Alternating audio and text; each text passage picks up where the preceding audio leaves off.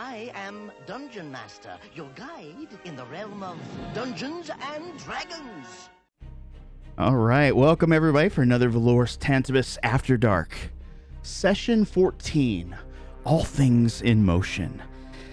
When last we met, our party had a short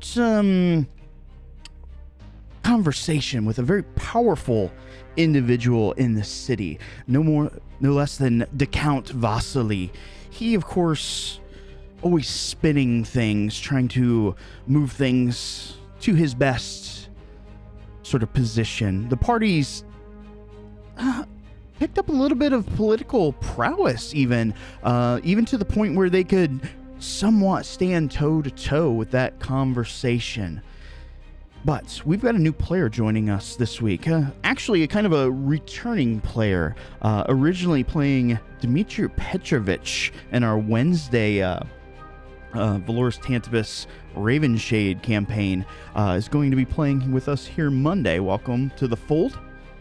So I thought it might be prudent for all of us to go over a little bit about kind of what happened, at least in the world of Afterdark. So, we started the stage. Most of Afterdark consisted of a small, kind of tight-knit family, part of the circus. And once, essentially, the city went to hell, there was a great battle above the archway. It was destroyed, and this arch, of course, provided a lot of power and just a symbol of prosperity to the people here in Tantibus. Power was lost. With it, just kind of started a floodgate. An unseasonable snow began to fall, kind of midsummer. The ne'er-do-wells, the bad kind of underbelly of the city started to really flex their muscle. Crime, murder, drugs, just all sorts of various just bad illicit activities increasing throughout the city. Party kind of started along their trip. Although they've lost at least one, they've uncovered a few kind of fragments, things that are, I guess, illing the city. We'll start with number one here. The first one that you guys encountered was Stitsko, correct? Yes. Yep.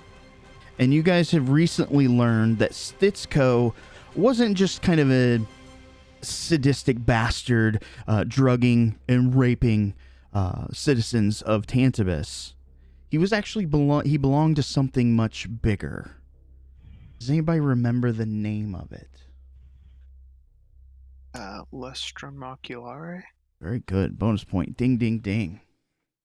So, the Lustrum Oculare is a collection of what appears to be the underbelly, the Thieves Guild network, kind of at the root of organized crime within the city. Not only did you learn of Stitsko, but you guys learned of one other, correct?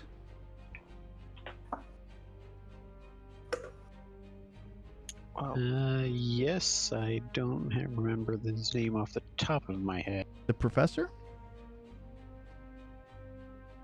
So we learned about the professor, and we also didn't we talk about the butcher guy too? Yeah, that's who I was trying to think of.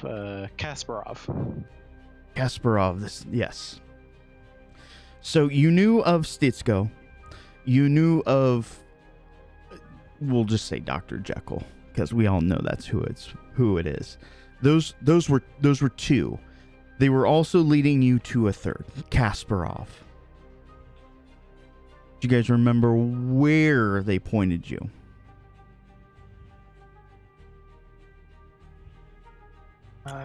Was he in the merchant district? That was my understanding. Mm-hmm.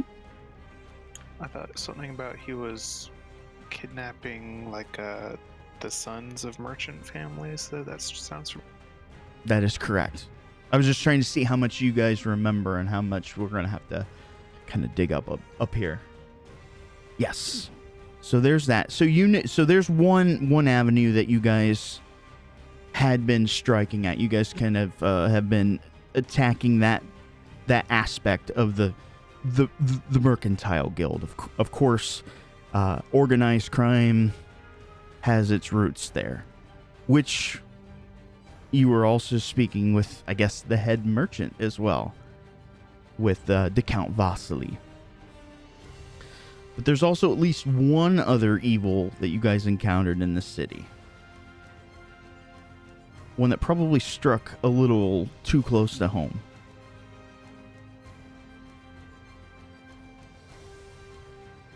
The Nagpa? The Nagpa, that's correct.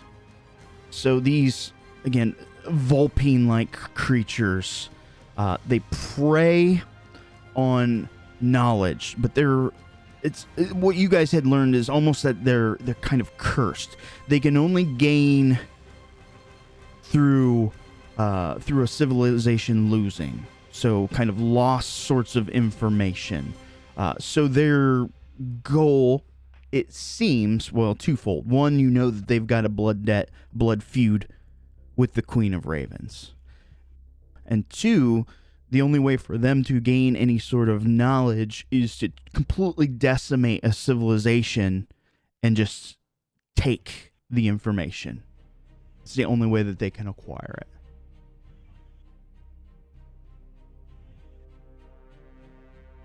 All right. Sort of the brains from Futurama. Yeah, kind of.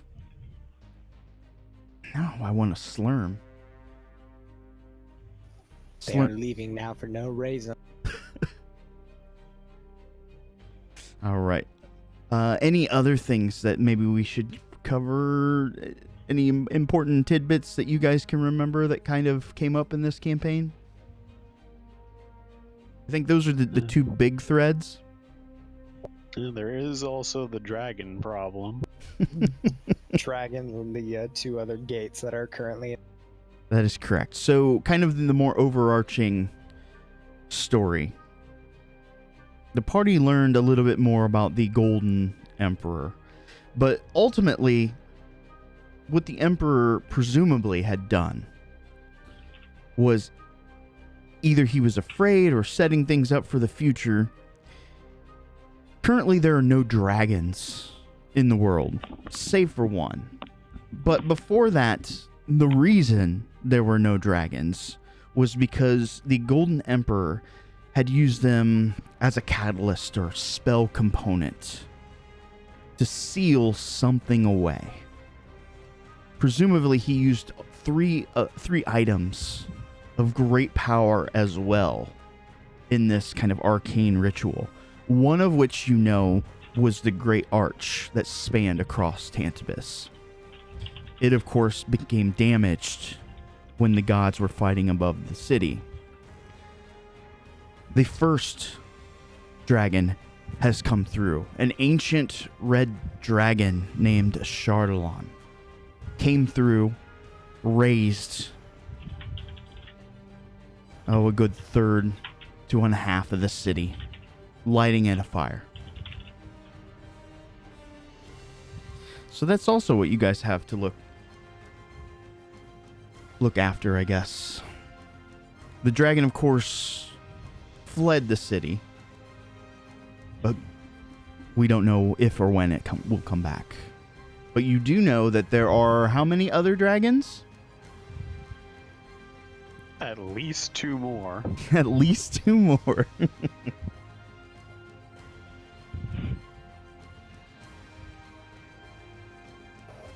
And we also pissed off the coterie of vampires. That's true, you guys did. How many other champions of gods can we get at our disposal? How many more sessions do we have? I mean, in theory, at least 1 per god. And there's a lot of gods out there. That there are.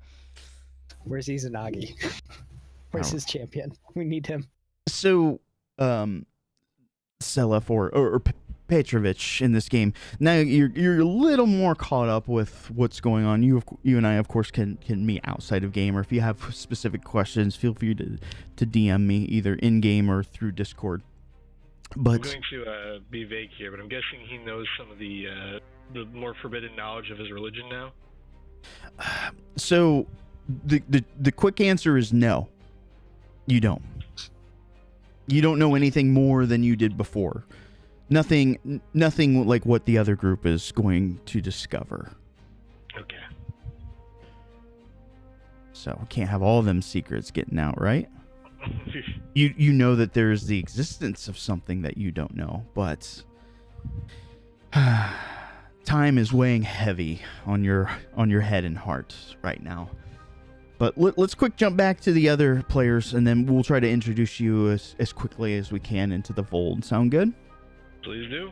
All right. So let's jump back to that conversation you were having with the Count Vasily.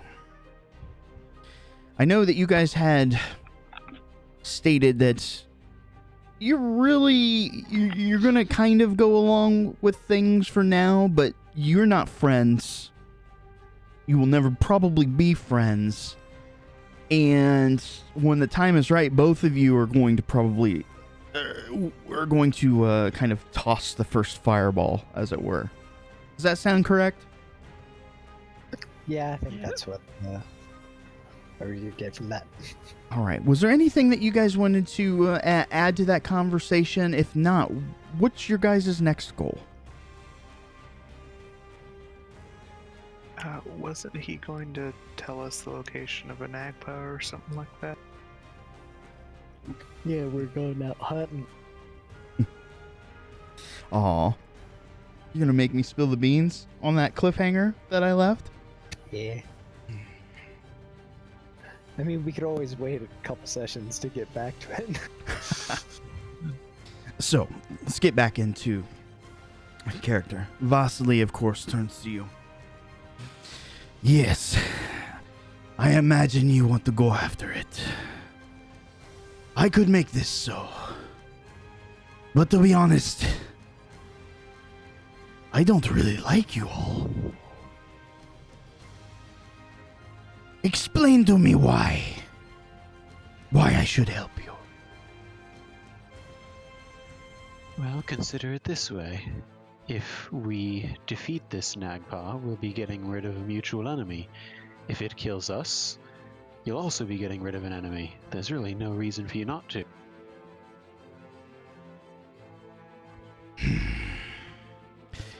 He, of course, looks over all of you. How do you guys look? Do you guys kind of look dead set on this path? He's trying to read your face. Think of this as a very large game of cards, of poker. A very high-stakes game. Caspian is all bright smiles and sunny. He's just happy to be here.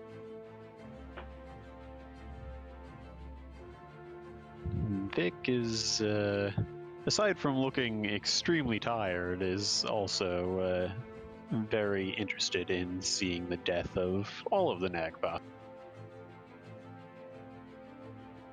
Valdrin's just looking indifferent.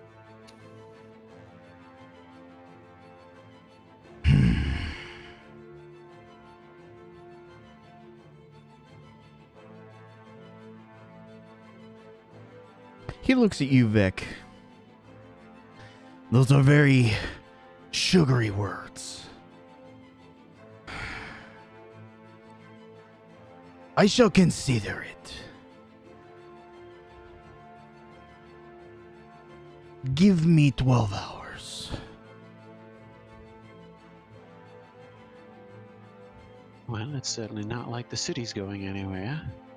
Or is it? As long as that fucking dragon doesn't come back,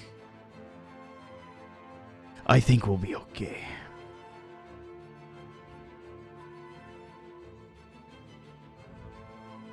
Well, I would certainly hope we have at least 12 hours before it comes back.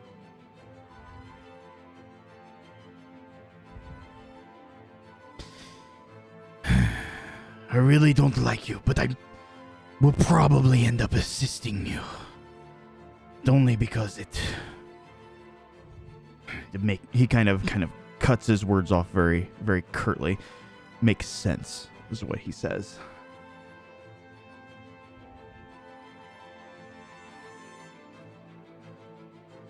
You know Kiev, yes? We do. I will send word to him. He may be a bit indisposed at the moment, I'm afraid. What do you mean? He may have had a large portion of his chest explode. Let me guess. That traveling troupe hired by the Claricy? That would be my bet. Some of our other friends were tracking down that angle, I'm afraid. I see. Well, perhaps they will not get themselves killed and do us all a favor. I did not know this about Kiev.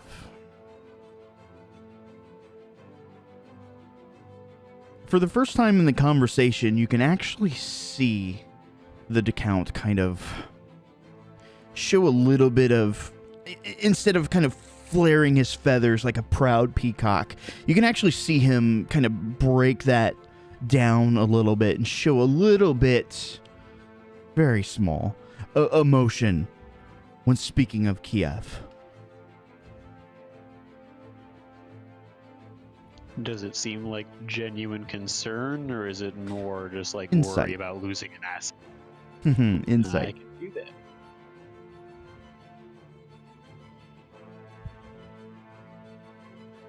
Oh, I have no idea.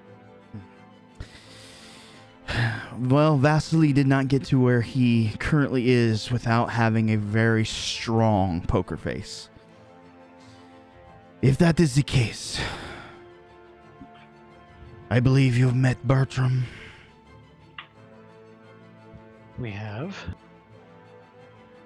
We shall use him as a proxy. He shouldn't give you any issue. If he does, well, you're big boys and girls. You can handle it. We will show him the same hospitality he showed us. All right. He, of course, will kind of scoot the seat back and take his leave.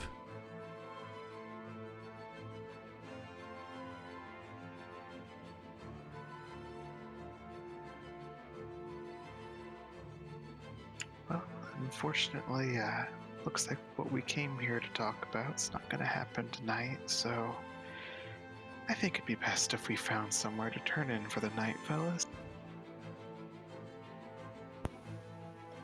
I've been wanting to do that for a while now. I wouldn't be opposed to checking in on Lady Arseni while we're here. Oh God. Are you allergic to sleep or something? I'm so old. Well, we don't exactly have a circus to return to at the moment either, so perhaps she can provide us some hospitality as well. If it leads to a bed, I'm in. If worst comes to worst, we can break into Makoto's house. Lols. Just show up on their doorstep. Hey. You know where they live. I know very well where they live. It's probably the most magically warded place in the city. I mean, that's an absolute possibility. Surprise, we're sharing a stronghold. Hey, that works. You have to convince them of that. We'll just sneak in there. It's a big place. They won't even notice that you guys are squatting. Did you guys want to go over to their estate and see if you can take refuge for the night? I mean, we do know that they're currently investigating the clerisy, so we do know it's free. Fair enough. Well, again, their estate's very large. It could easily take many a guest. It's worth trying anyway. Okay. So you guys head over to that portion of the city. Thank goodness that this is one of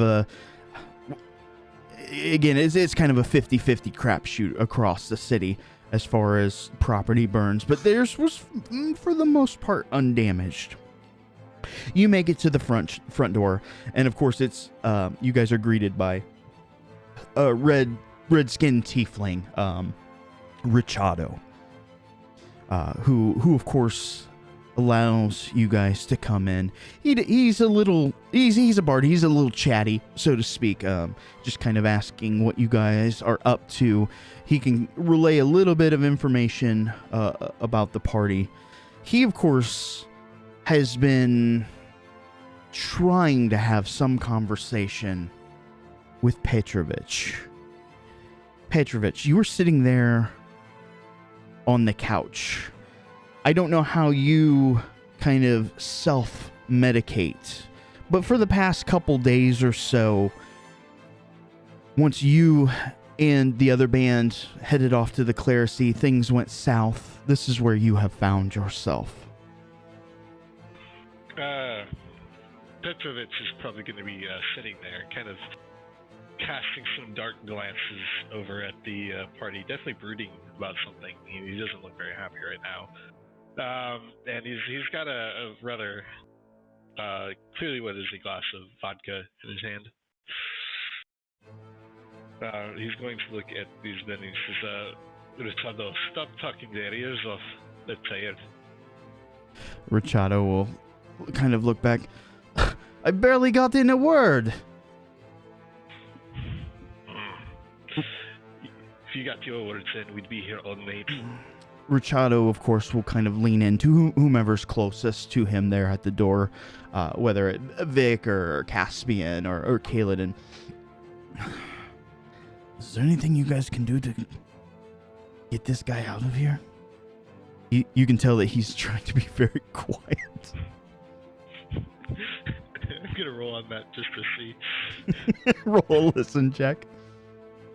Where's listen?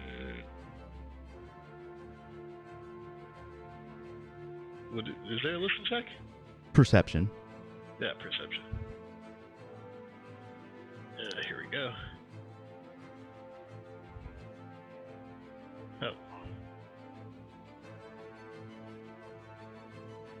Oh, here we go.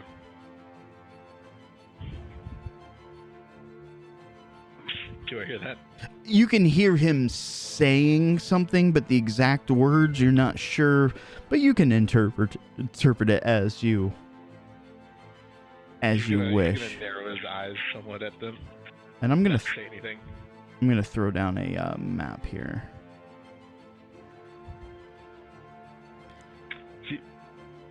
You will see that Petrovich is very clearly well dressed. He's wearing what looks to be a ceremonial outfit for of the Bokachirs. Oh, you're already there. I'm everywhere. Twins. I'm gonna start adding your guys's.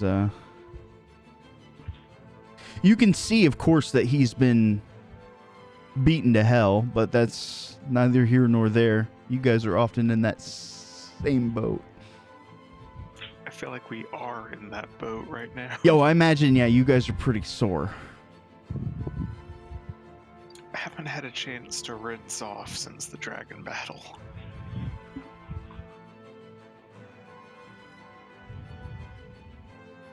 In fact, I think Voldurin probably still has dragon innards on him. Ugh. I would not doubt. I'm still reeling from the wrecking the Baylor gave. Alright, I'm just gonna throw you guys tokens. I have to resize them. Are those like health bars next to the tokens? I think so. Yeah, they are. I am 5, 6. Okay. All right, so you guys, of course, are here. Any discussions that you guys wish to have, or bedding for the eve?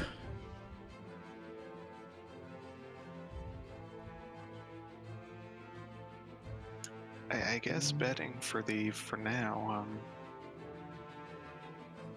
You also are looking rather worse for the wear, sir. Are you going to be staying with us tonight as well? You talking to me? Yes, I was planning on staying here tonight.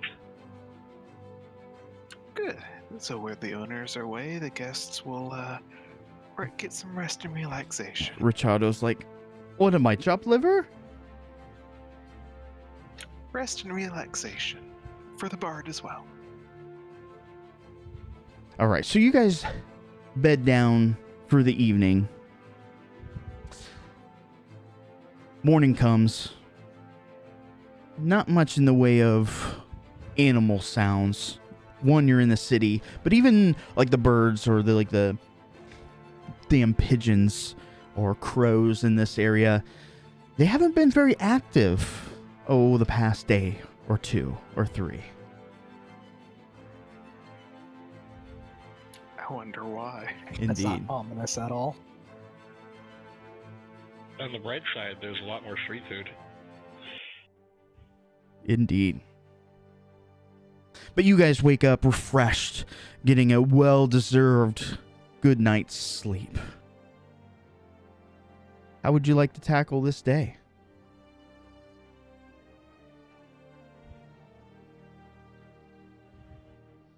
Well, Caspian would like to make sure that the old man got his joints oiled. Petrovich will be in the same spot he was in the evening. This time smoking a cigarette.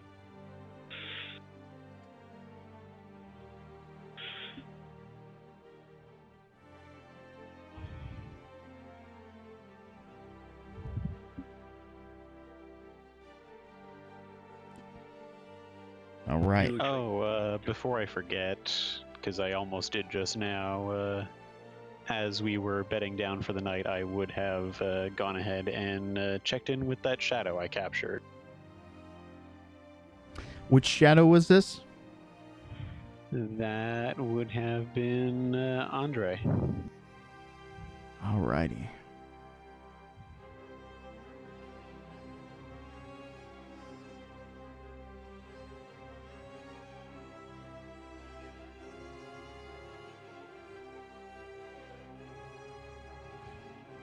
So let me do some of that in the background. While I'm doing that, what would you guys again like to do this day? The Count told you that your intermediary, since Kiev is apparently out of commission, will be Bertram. You guys, of course, know him to be Lieutenant to Shalsaxio, the great Shalsaxio, the Meownificent. I don't suppose we need to worry about sticking around in one place. I'm sure their information network is as strong as ever. They'll be able to find us when they're ready to find us. Fair enough.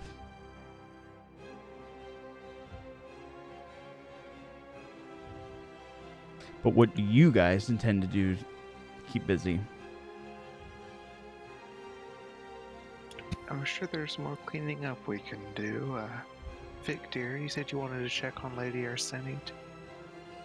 Yes, she is perhaps the only friendly face we have left in the noble district at the moment. It wouldn't hurt to check in, make sure things are okay, let her know there's a vampire that wants to woo her by any means necessary. Did you say vampires? They did. Let's see here. Dimitri walk up and join in your conversation rather Forcefully.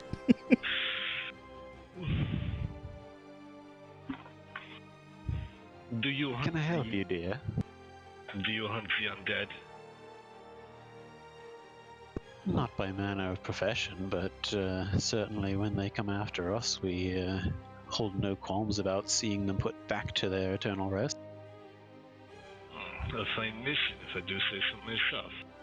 Need any assistance? I find myself bored here. Bored? In Tantibus? Were you not awake for the past 24 hours? I don't remember quite a lot of it. Let's put it that way. You, everybody, even Petrovich, everybody roll blind insight check.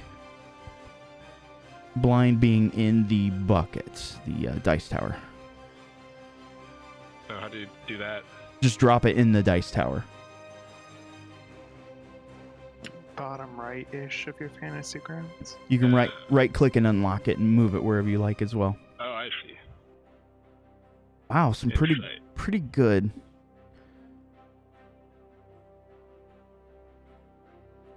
All right, so this is kind of a group insight check for a little bit of flavor. Kaladin and Caspian, you guys are going to be about the last to catch on. So as you guys are talking, and Petrovich brings up the fact that he kind of doesn't remember, Richado kind of walks in. He's got like a plate of toast or something, and he was listening in on the conversation, and you can see his eyes get really big when that's said. Several of you kind of caught that.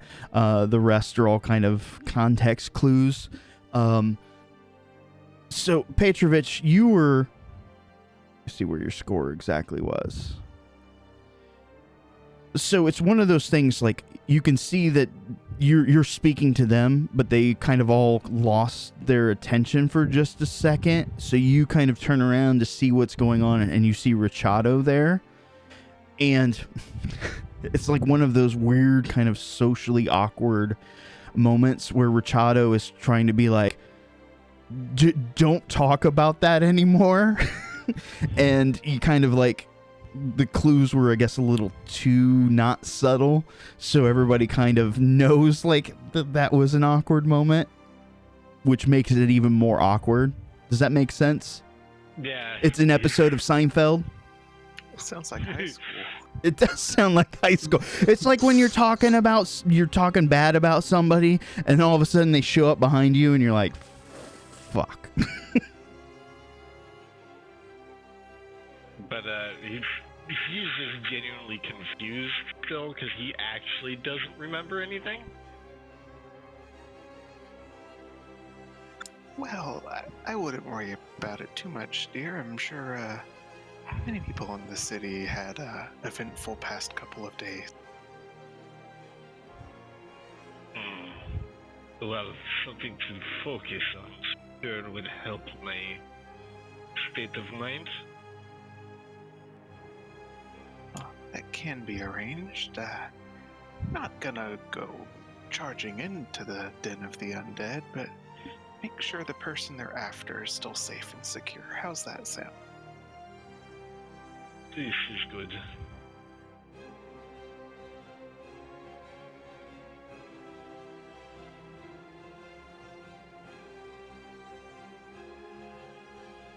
Okay, how many of the table legs has Faylee chewed on in her room? Well, roll a d4. No, kidding. 2. Nice. All right, so you guys, of course, had this awkward breakfast. Just about done with your thing here, Vic.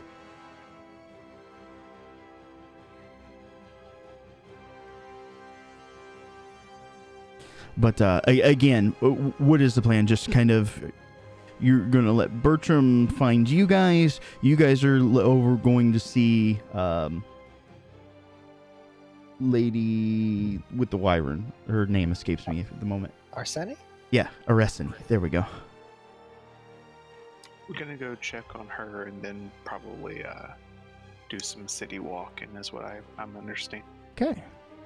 Just a little wellness visit, you know.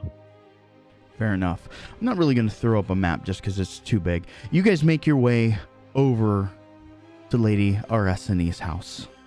And for the most part, it's kind of seen better days. You can see a good quarter of the house was partially raised. There are a few crews there that they're not really getting started with the construction, but you can see that they're out there making preparations to do so, as probably materials are very hard to come by at the moment. Just not enough supply and way too much demand. Even those with coin to kind of help expedite the process. But the butler, of course, will see you guys. He will give a small sigh and open the door as you guys approach. It is so good to see you all again. Good morning. I take it the lady is well and in? As well as can be. If you'd like to wait in the side quarters here, I shall fetch her presently. May I inquire as to the purpose of this visit? It is a social call to check on the lady's well-being. We have reason to fear for her. Is that so?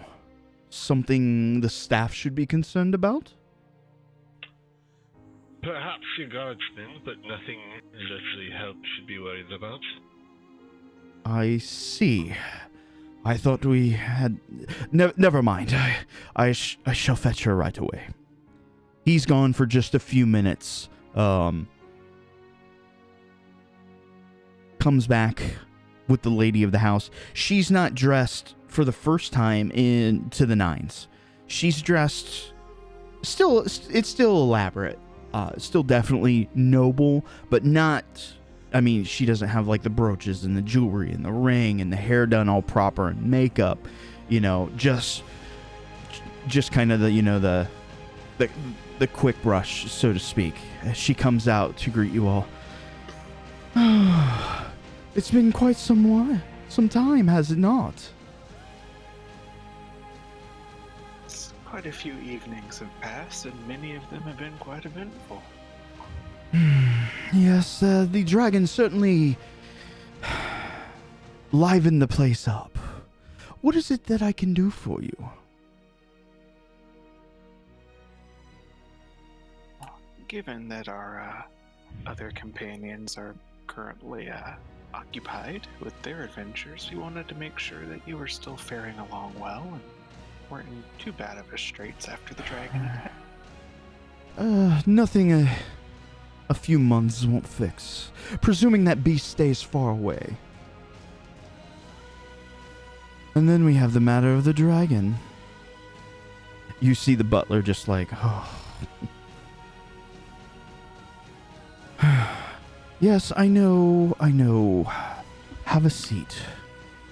I'm sure you're going to want to intervene. I've already heard the full conversation, but what do you know?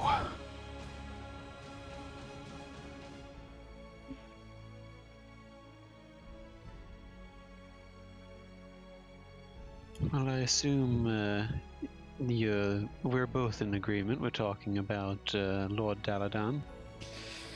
Yes, he is quite forward. That is certainly a very polite way of putting it. If a man tries this hard, it's only a time till someone gives in, I suppose. To be clear, he is still courting you. If you would like to use that term, yes. I would hope that a lady of your sense has taken precautions to see that courting does not become forceful. The butler at this point... I'm sorry, ma'am, but... he's a damn scoundrel. He's sending... You were here the last time. He sent her... some damn letter Could you not smell it? She went mad for 3 days.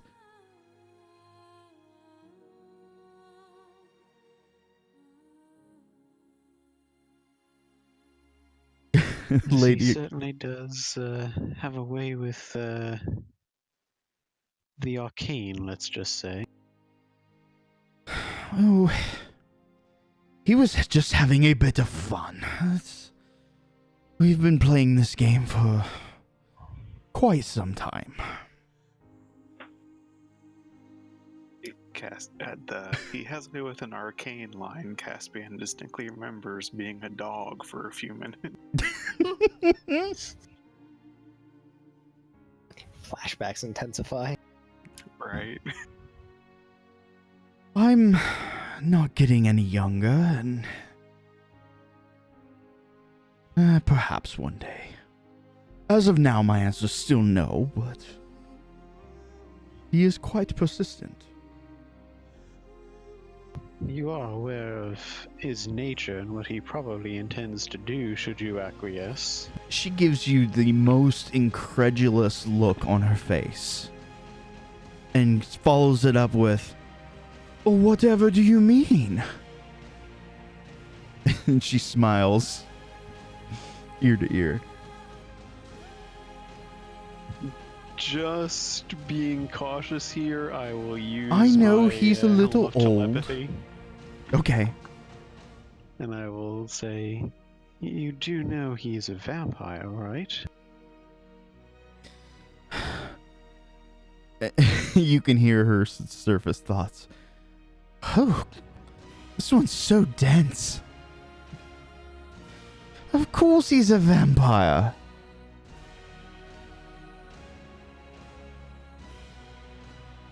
And you would be okay with this? Why would I not? Well, certainly not everyone is willing to join the ranks of undeath. She looks at you puzzled. This is all errors, like through the telepathy, right? At the moment, yes. Okay. I'm gonna say these old Tantibinian ladies get a bit freaky, I guess. I The was gonna say the but butler kind of is like,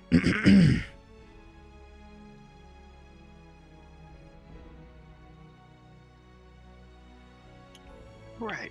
Well, if you're not concerned, then why would I be concerned? given our one-sided introduction to the suitor, I was concerned that he would be unwanted around your estate, so was concerned for your safety. Well, to be quite fair, I do prefer if they were a bit older.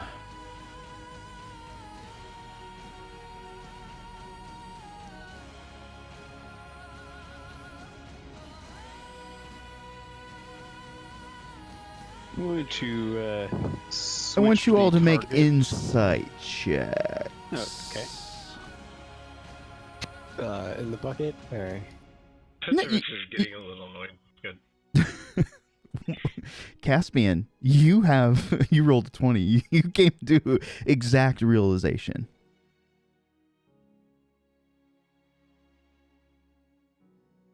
Valderin is lost in the conversation. Vic's still trying to piece things out, as well as Kaladin. But Dimitri, you come to a conclusion just about the same time as Caspian does. Caspian, she said that a couple things. He has been trying this for some time.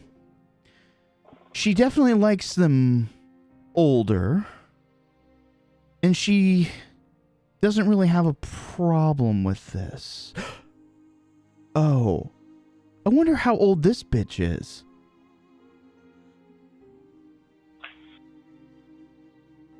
Dimitri?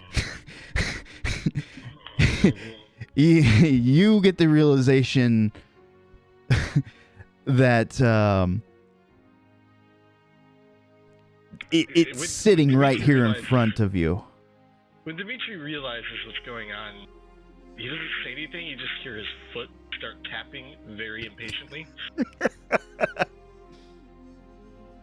Just so we're clear, you guys came to the realization that she's probably also turned.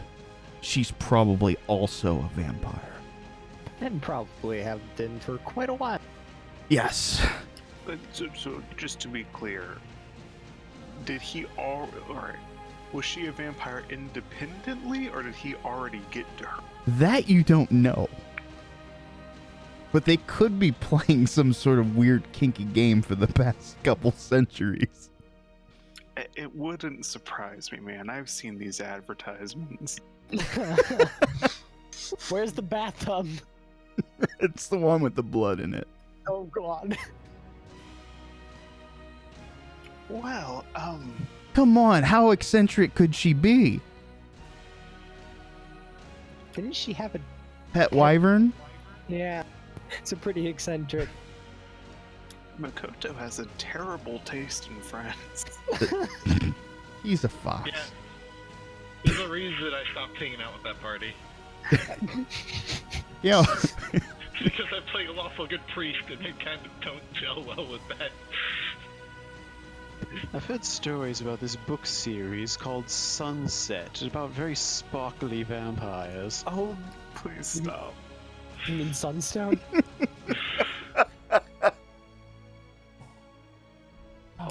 So, okay. Don't worry, there's nothing in your tap water. Petrovich slides a vial out of his belt and just starts like playing with it, like twirling it between his fingers and stuff like that. She looks at you. Come now, Bogatir. Surely you put all sorts of questionable manner inside your body. I'm still human. Are you now? Human enough. But I'm not here to squabble or fight. It is quite endearing that you came to check up on me, yes. Quite endearing. Is there anything that I can do to assist you?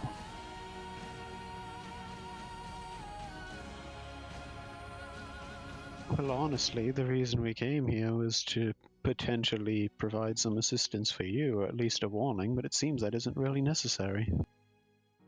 Yes, in hindsight, this whole venture has been quite, unnecessary. Okay, so she gives that old kind of, middle-aged woman kind of smile. I do need a good rescuing.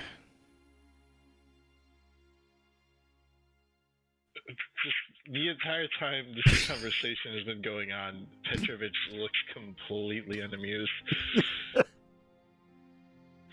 Do you have other suitors that are troubling you? Not at the moment. This one is special to me.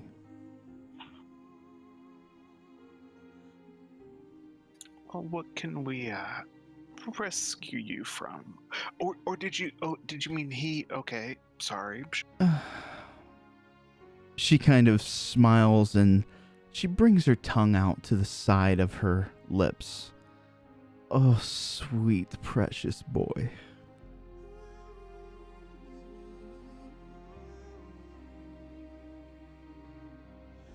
Well, if this has been going on for as long as it has, I suppose you probably, well, I hesitate to say enjoy, but there's certainly a back and forth going on that you might prefer him not permanently dealt with.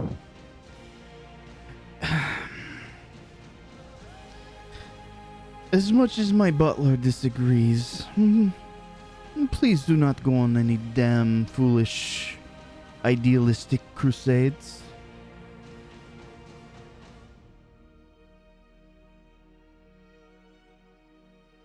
If you are able to turn the blind eye, it would be much appreciated.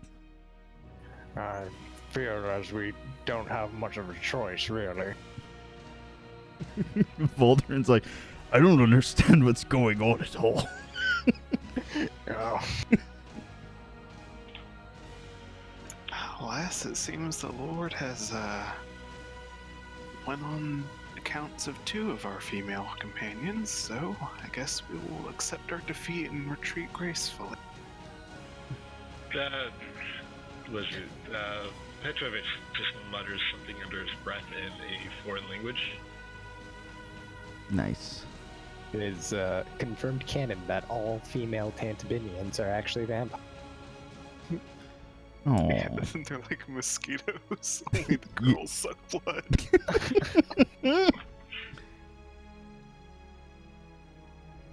Wouldn't go that far. Vic will neither confirm nor deny. My wife is laughing at me in the other room. That's funny. Well, as I said, if there's anything that I can do, let me know. It is very endearing to me that you care. Well, Daladan has put it in no uncertain terms that if we are to interfere with his operations again, he will mark us as enemies, but... Oh, did he do that think it bit? Oh, that is so cute. Let me rectify this. She motions for her butler to go get some items. Very quickly, you'll realize that it's a parchment and ink. She will go about writing a note. Here, I believe this will clear it up. Sorry for the misunderstanding. Well, it's much appreciated. Speaking of have which, as few enemies as possible in this region. have you seen Makoto? Not nearly as much as I would have liked. She kind of gives that wry smile. Well, if you see him and you're done, send him my way. Oh, if he comes back in one piece, or well, if 2, you can have the other half.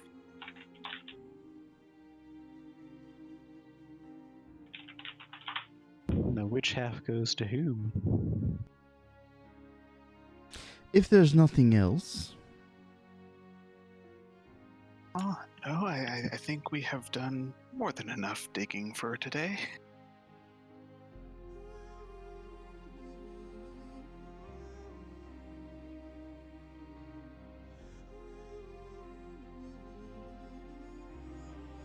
Out of curiosity, how exasperated is the butler?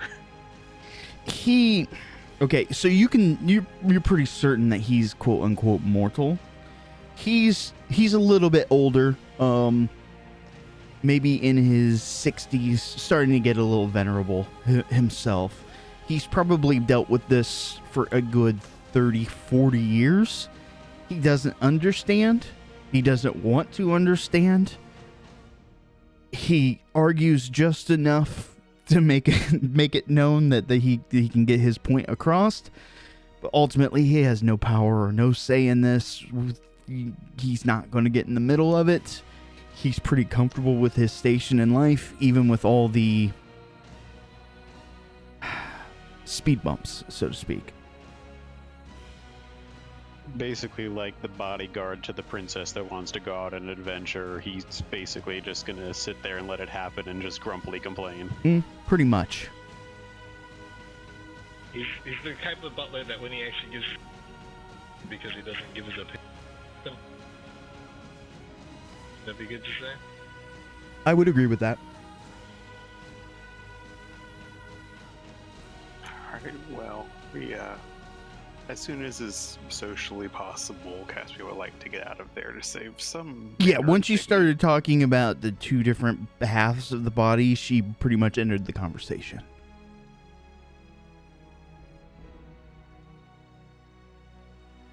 So there's another partial loose end. Are you going to go over and deliver the note? Can we just toss it in their yard? Sure. Paper airplane it.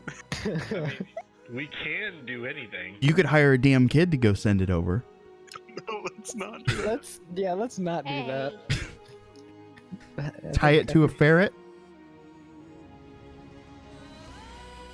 So, assuming he can be convinced, Petrovich wasn't told not to set foot in there like we were, so maybe he could deliver them. That is true. Let's send the vampire hunter into a house filled with vampires. Hey, FNG. Go deliver this note. And, yeah, just have him deliver a peace offering to the vampires. And we also need a metal fair. stretcher. He's not a vampire hunter. He's a religious zealot. Yes. So much better, I know. The Bogatyr are essentially the militant arm of the church. Inquisitors, so to speak. When people have a falling or difficulty with faith, a lot of times the Bogatyr were sent in. Ah, good. So they won't expect him. I'm only wearing the ceremony uniform by order. It's not going to look suspicious at all to a bunch of vampires. It's okay. Hey, don't Totally won't be flayed on sight. kink shame them. They would have flayed me on sight because then they might have an actual problem. If that was there to kill them, they would probably flay me, but that's a whole separate matter.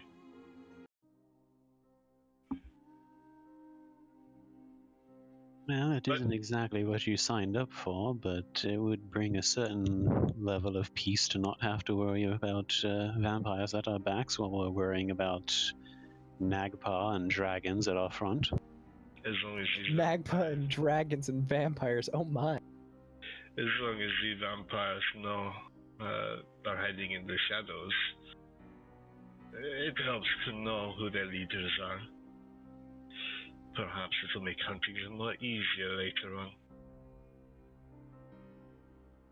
I shall gladly deliver his message.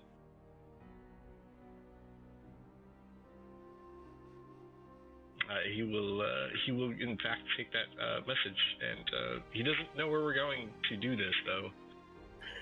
He doesn't know where this guy resides. It's very, very close. But we can go in depth, or at least in depth. It sounds like the party kind of wants to just drop it and set things up for future. Is that your guys' intent, so to speak? Our self-esteem has taken a blow. So you, of course, will go to the main coterie, and you walk up the grounds. You are greeted at the door by a fairly pretty woman. She introduces herself as Lady Amory. Can I help you? Is the master of this house home? He is. She does not open the door for you. I have a mission for him from, sorry, what was the lady's name again? Damn it. Marsetti? Arresini. Yeah. Arresini. I have a missive from Miss Arresini. I see. May I have this missive? He will reach into the inner coat, the inner pocket jacket of his coat, and pull out a simple note and hand it over to Lady Amory.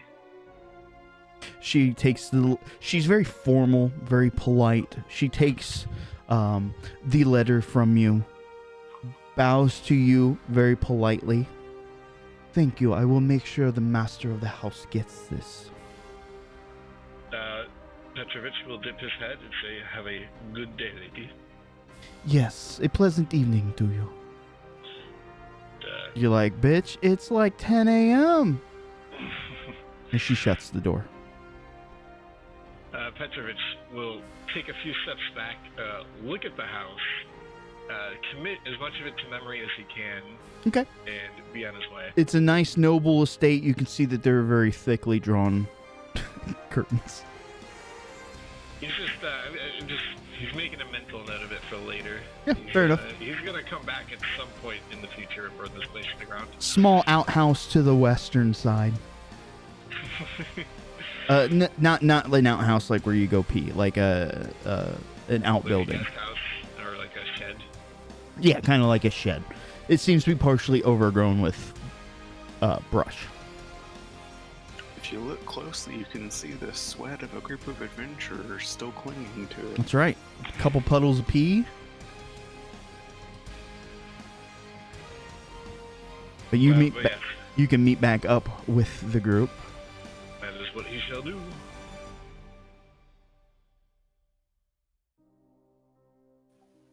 Well, it doesn't look like they drained you, so I imagine everything went. It would have been much more dangerous for me to actually go inside. But yes, all went well. Is there like reverse rules where vampire hunters can't be invited into a vampire, or can't enter without being invited into a vampire's house as well? I am no vampire hunter. I am simply a bogeteer. From now on, like your if this was an RPG, your title would be a Bogatir, not the vampire hunter. But hunting undead is a sacred duty of our church.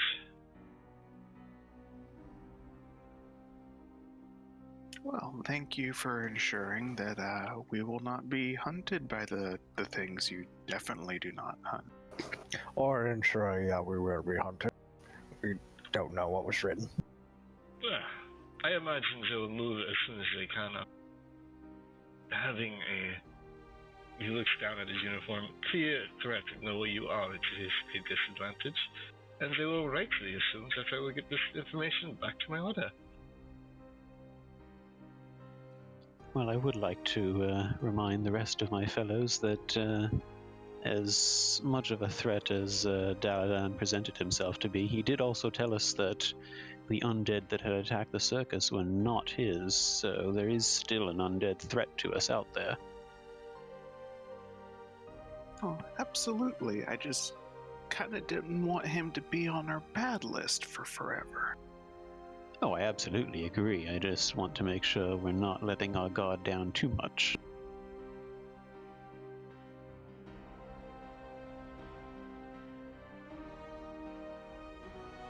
If we didn't have any other objectives, Caspian would have suggested we do some just city walk and try and help the people like we did the other day.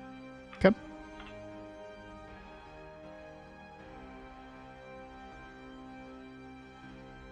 I'm sure there's still cats and trees we can get down.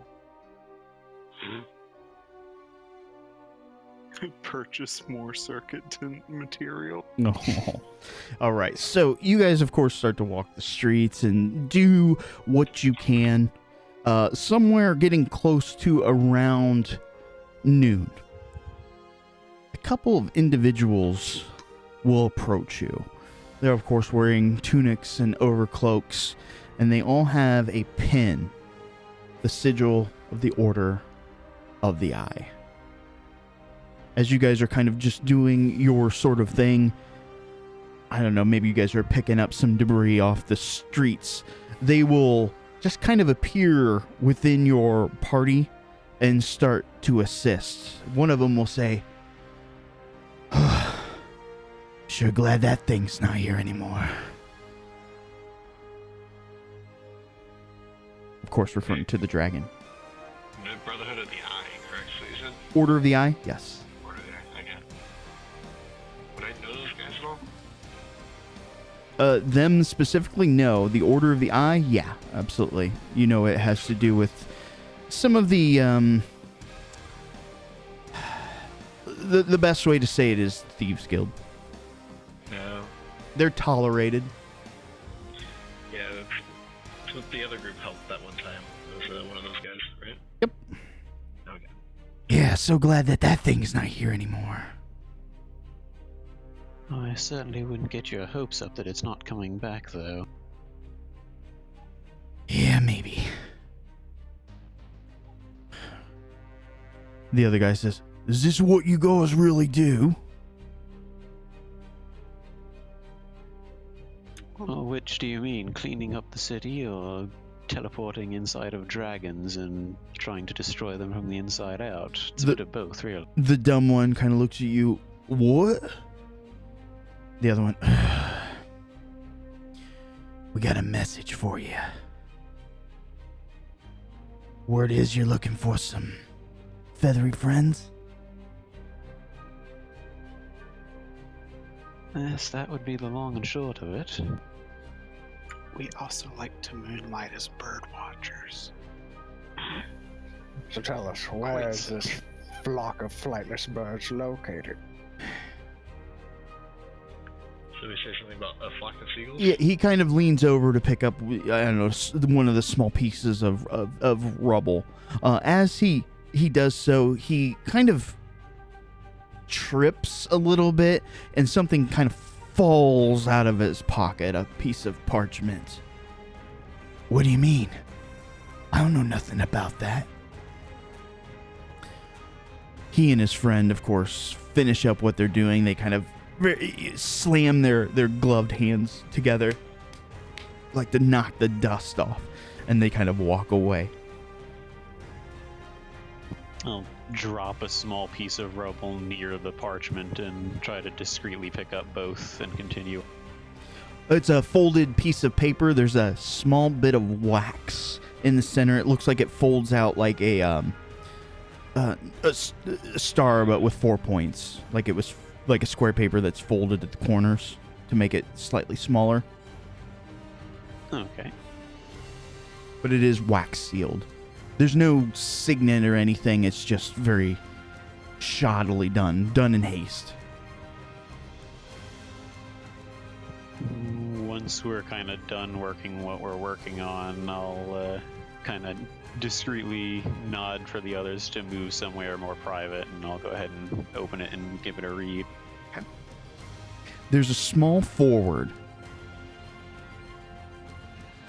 It gives the location of one of the libraries at the city proper, on the grounds of the city proper. The library itself, it's nothing special. There's a few of them spread throughout the city. However, it will tell you that, again, if you guys are extra careful, if you go to this certain section in the back, pay close attention to the history section. In particular, the first age, the third age, the second age.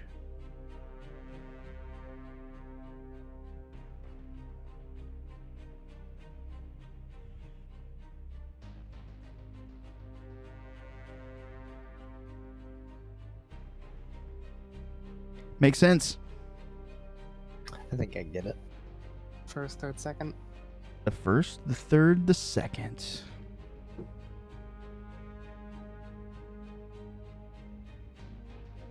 By the end of this little adventure, we'll be the most well-read circus folk around. Probably, that's accurate. Speak for yourself. Can you even read? That was my thought. Probably not.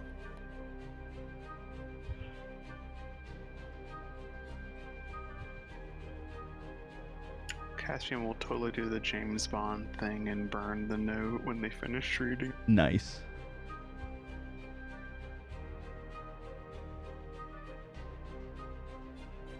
They get mad because they had 3 more people to show that note to. He burns it and it self-destructs anyways. Well, hopefully soon we'll have something better than paper for you to burn.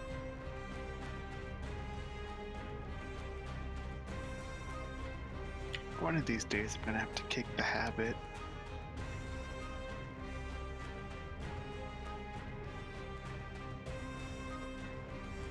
All right. Is that where you guys headed? Is there any last minute preparations?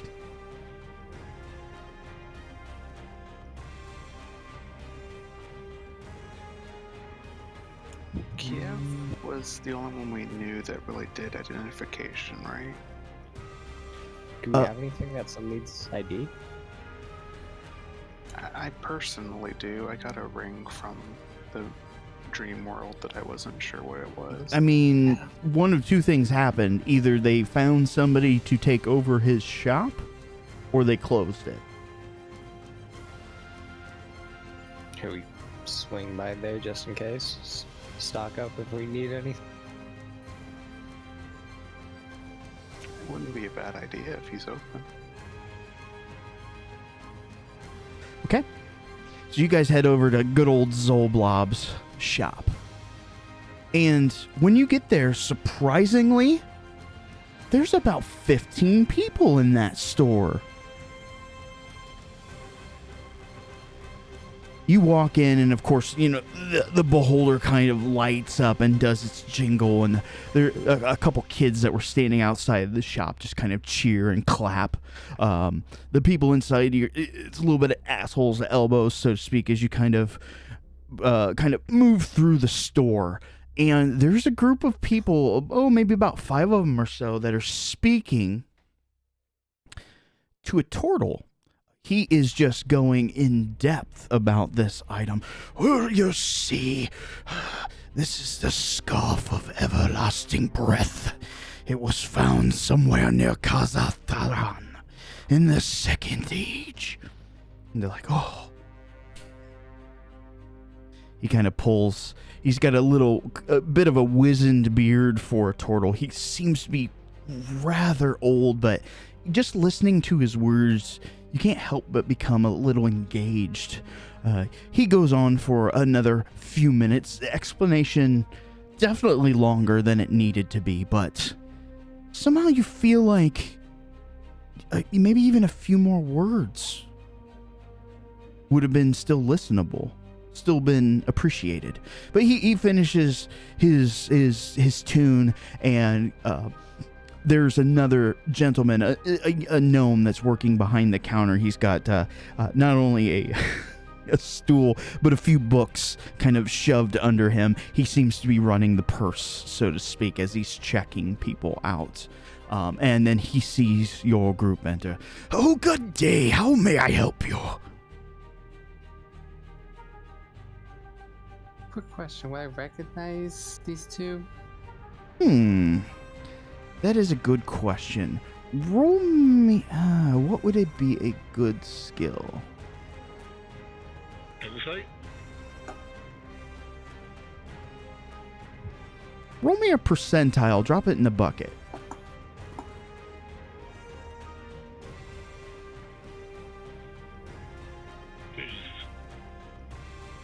Actually, not bad. The gnome you're not certain of. You haven't heard much of him. But this tortoise, you've heard stories of him, though you've never met him yourself. He's been a long timer within the Order of the Eye. From what you've heard, he actually used to be a really good operative, though he's grown quite old and slow in his age. So they've put him on some various other tasks, more kind of like the intellectual bank. What was his name? It eludes you at the moment, but just the description and some of the stories that you've heard, you're certain you know of this individual, though you might never have met him. Okay.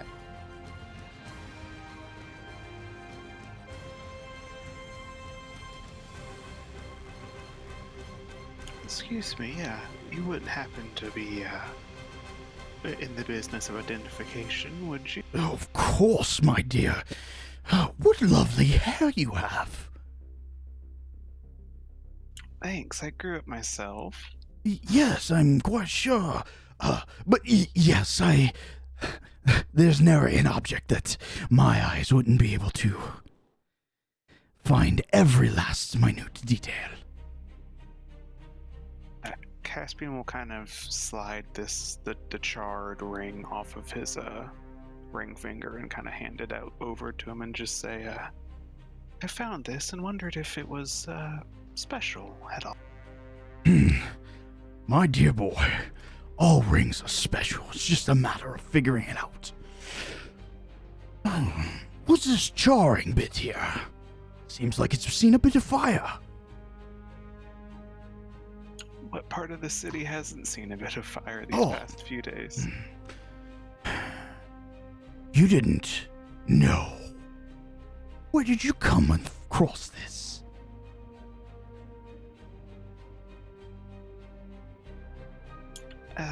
Well, that's unfortunate that the owner didn't make it out of the fire the same way I did, but wanted to make sure his possessions got taken care of.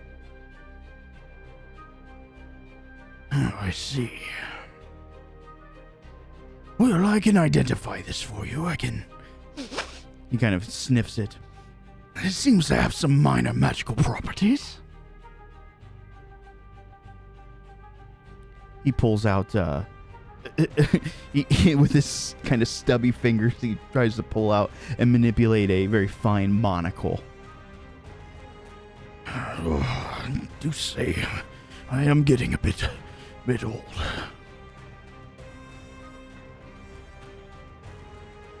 Caspian just pointedly looks at Voldur.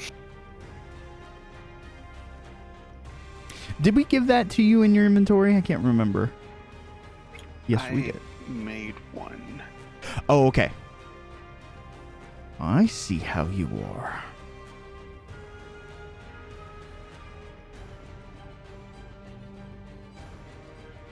Where did you say you found this ring again? In the city, in area hit by the dragon attacks. However in the world did it make it here? Gonna say, if you need me to roll deception, I have a +9 to it. Oh, are you saying that you're lying to him? I mean, I'm not being. I ain't I know. truthing. Yeah, let's do it. I'll roll his in the bucket here. Oh my. Caspian attempts flaming bullshit. Caspian always attempts flaming bullshit.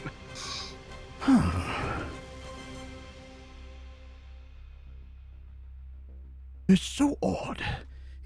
Boy, come here. Take a look at this. And he takes off the monocle and kind of hands it over to you. Do you see that there around the base? He'll lean in and try and see what he's. No, motioning toward. closer.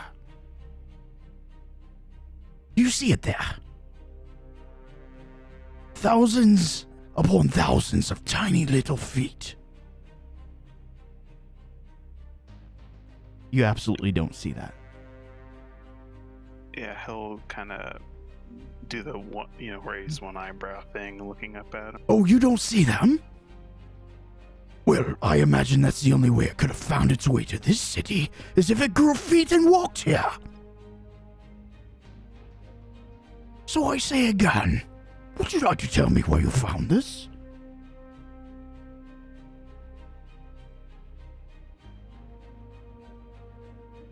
From a man who had thousands and thousands of tiny feet and walked here from wherever it came from. I see. He kind of glances around. You, young elf. Don't I know you? You were just a boy.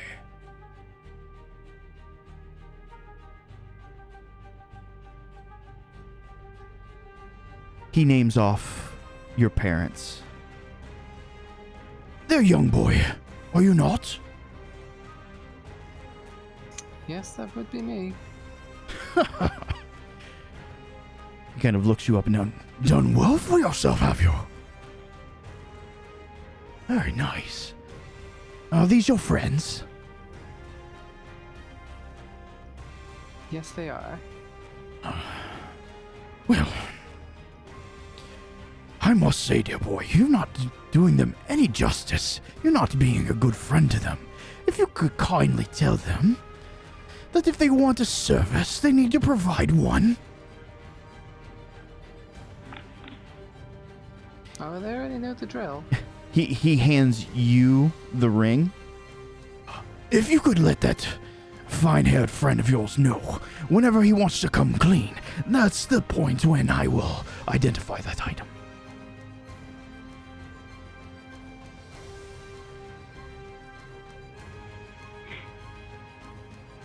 Caspian will just look at he'll just look at Kaladin and have a very dispassionate look, take the ring out from his hand, put it back on, and leave the store.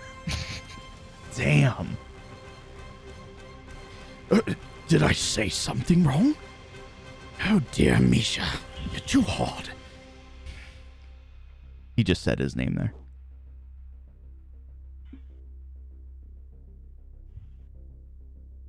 That, I believe, was just bad business on your end. And Karen will walk out. You can see some of the customers just kind of stare at you guys. Sorry. Some people prefer their secrets. He's way harder to deal with than Kiev.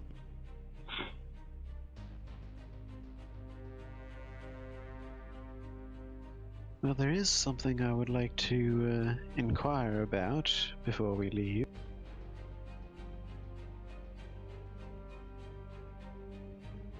I was wondering if you had access to perhaps something that would hide the nature of magic about a person. I've heard there are items that can do that. Like invisibility? No, more like if someone were to try to use a detect magic spell or something like that, that nothing would show up if I were to be attuned to such an item. Oh, something that could perhaps prevent scrying. Yes, indeed, something like that, to protect from divination. I think something could be in order. Out of character, did you have a specific item in mind? Yes, the amulet of proof against, I forget exactly what it's called, the detection and something. Let's see. All proof. Specifically the amulet, like this one.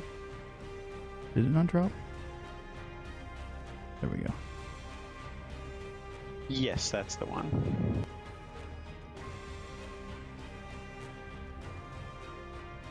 Oh, yes. I think I've got just the thing. He kind of goes through. Does it have to be an amulet? No, I think anything would be fine as long Because as I it, think this would be worked out. ravishing against your skin, young girl. He takes you over and shows you this instead. Not that one.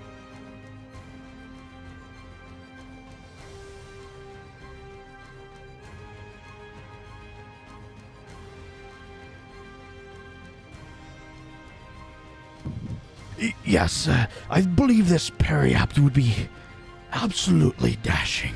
It will protect you against all manner of poisons. Well, it's not poison I'm particularly concerned with. As I was Oh, you saying about weren't? my friends, people prefer to keep their secrets. Oh, well, if you must simply have this amulet. He walks over. He just reaches into a kind of like a small knick-knack box and pulls the amulet out and kind of dangles it there on his kind of meaty digit. Yes, we certainly do have one of these. 5,000 dragons.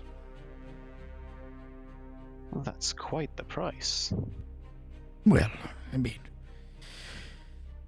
if you're not wanting people to know what you're up to, is any price too steep? I suppose not, but don't exactly walk around with that kind of money. Could we work out a trade, perhaps? What have you for trade? I will go ahead and show him the tentacle rod. Oh, this is quite interesting. You show everybody your tentacle rod, Vic? Of course I do. All three of them.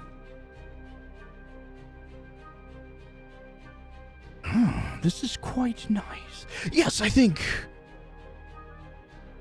I should give you this amulet in trade for this tentacle rod, and I will give you 50 dragons. Ah, well, thank you very much. No, thank you.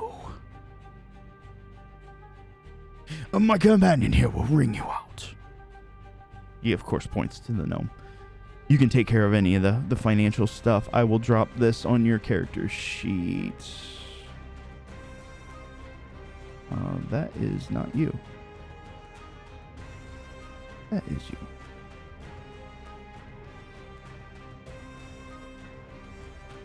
There you go. Oh, I'll probably have to identify it. You do know that had you had a use for that tentacle run, it was worth quite a bit more. Oh, I know. Okay. But like you said, I didn't really have a use for it anymore, so... And I definitely will almost certainly have use of this. Where the hell is that parry at?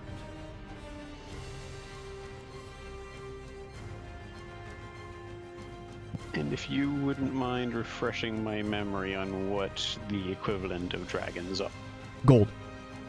Okay, just making sure.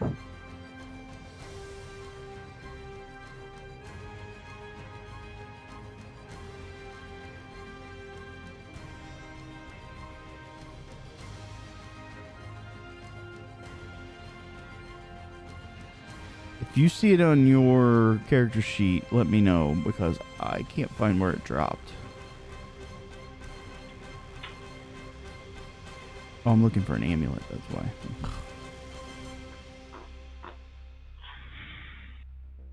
There, identified for you. Okay, anybody else have anything that they want to do with Misha's shop?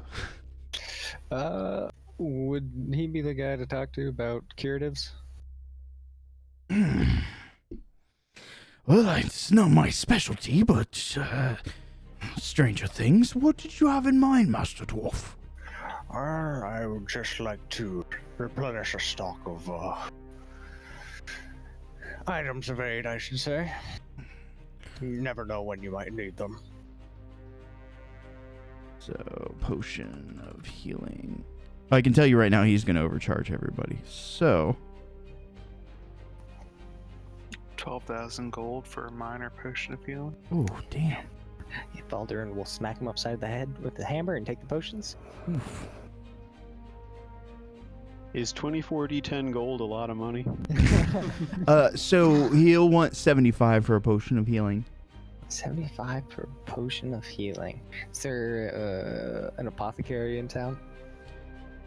Yeah, you're pretty certain that you can find it just about anywhere else cheaper. Alright. In fact, when you're going to pick up the potions, you can get them at 60% of the cost. Oh wow. Yeah, of 50 gold.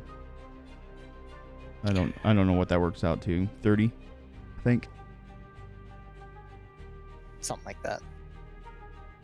I Alright. don't do math. How dare you? How dare you? All right, so you guys met Misha. He is definitely a different monster altogether than Kiev.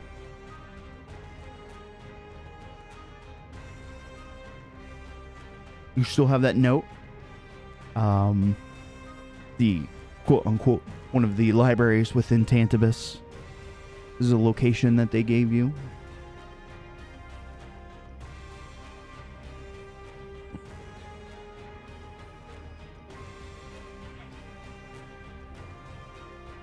I believe if we're ready, if anybody else has anything else they need to take care of, perhaps we should put a rush on.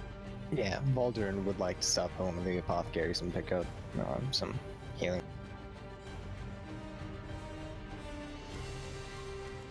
Okay. When you guys came outside, you just saw like Kaladin and Caspian leaning against the wall, and both of them are just pouting.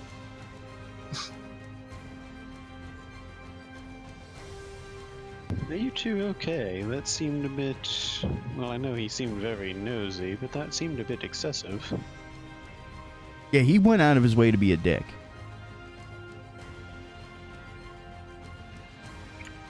Caspian will quirk. You know, he's a bit thundercloudy. Quirk his eyebrow at you too, Vic, and say, "I don't want to talk about where we found this ring, do you?" Oh, I know, but to turn and leave like that seemed a bit rude. I'm sure. Well, we all talk to him. He's not exactly the most personable type, but we don't need to make enemies. I don't want to talk to anyone, rude, nice, or otherwise, about where I got this ring, dear. I know. I just said I understood that. So, library then. Assuming that out of character that we took care of buying the healing potions. Yeah, that. If you guys bought healing potions, let's do that. Let's take like a quick break. Let's be back maybe about like 10 after. Does it sound good? And then we'll deal with the library scene. Sound good? Yeah. Sounds good. All right. Sounds good.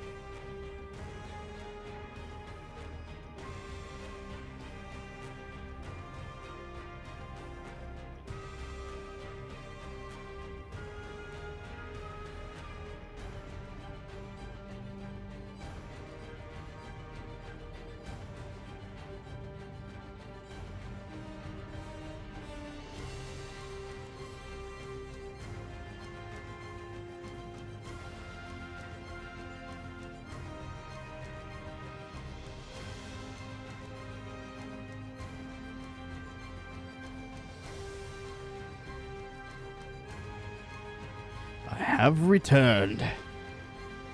Welcome back. Thank you, thank you. I'm back. Welcome back.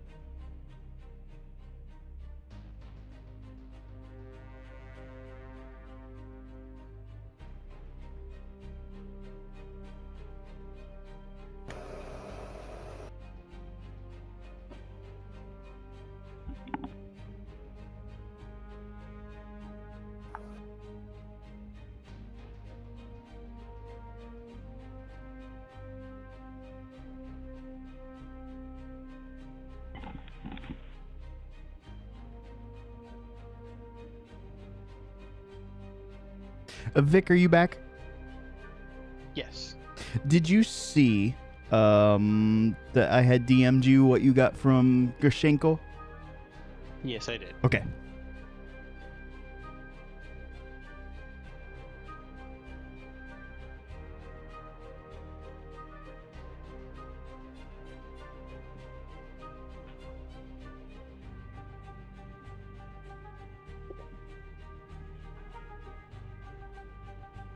I'm gonna prep another map.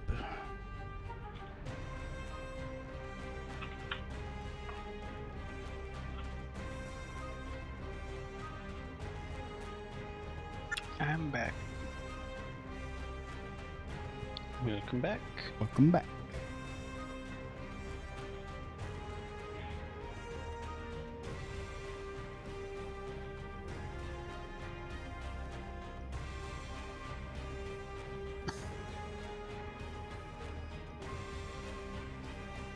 I never left, so I'm here.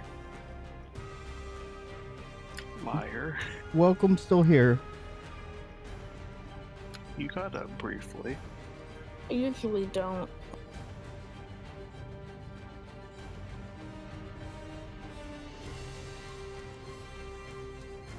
You know, one of these days I'm gonna spend the 18,000 gold I have.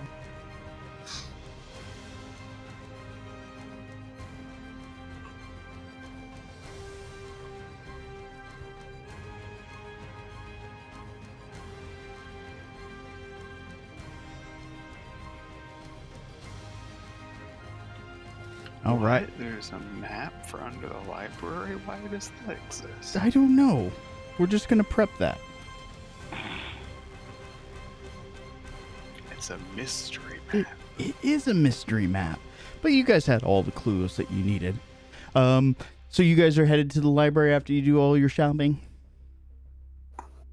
That was my understanding, yes? Sounds good to me. Okay, and Valderin. Okay, I just saw your reply there. So I'll work on getting you. No problem. I'll get you your prices for the greater and superior. Thank you. And we'll do that kind of in the background.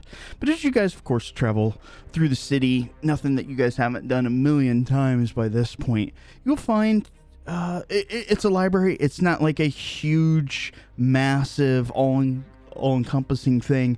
But you do, it is of a decent size. You imagine that they have a good amount of reading material. If you guys ever need to do research or that in the future, might be a good place to kind of hit up.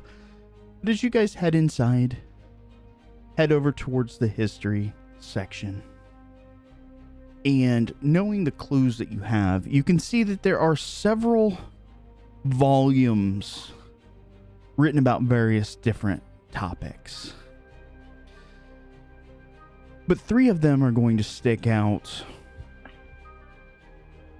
like a sore thumb. Most of the volumes here are worn, weathered.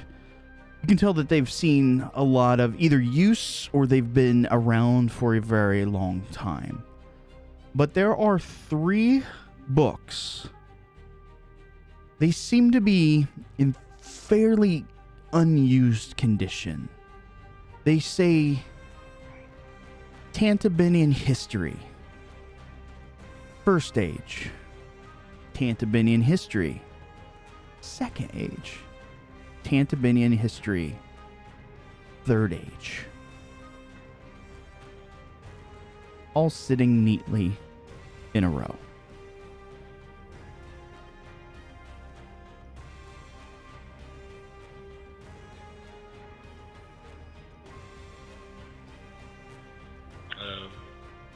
I believe the tip we got was about the second age, correct? It was the tip went first, third, then second age.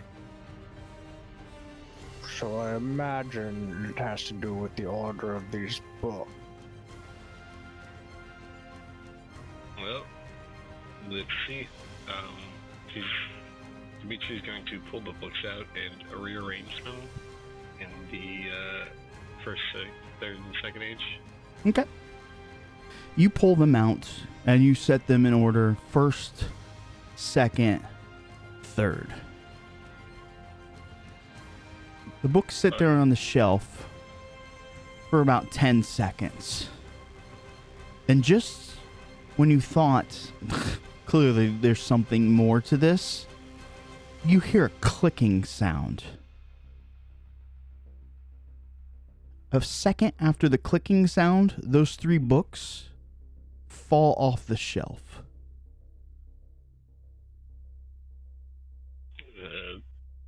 Dimitri's going to raise an eyebrow at this. And, yeah, I guess I'll... Like, do they fall off the shelf like they're booted off? Or, like, they fall through the shelf, or what? Yeah, they were. It seems as though something had pushed them forward.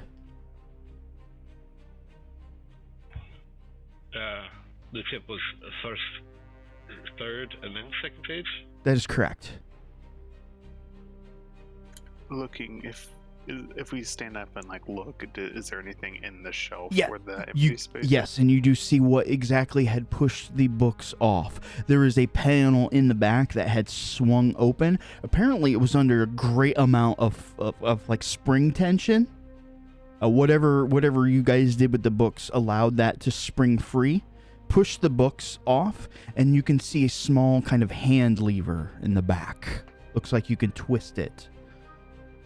Dimitri will reach in and twist the handle.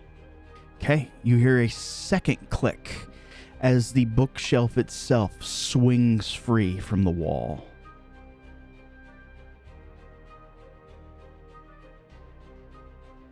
It appears to lead to a set of staircases leading down.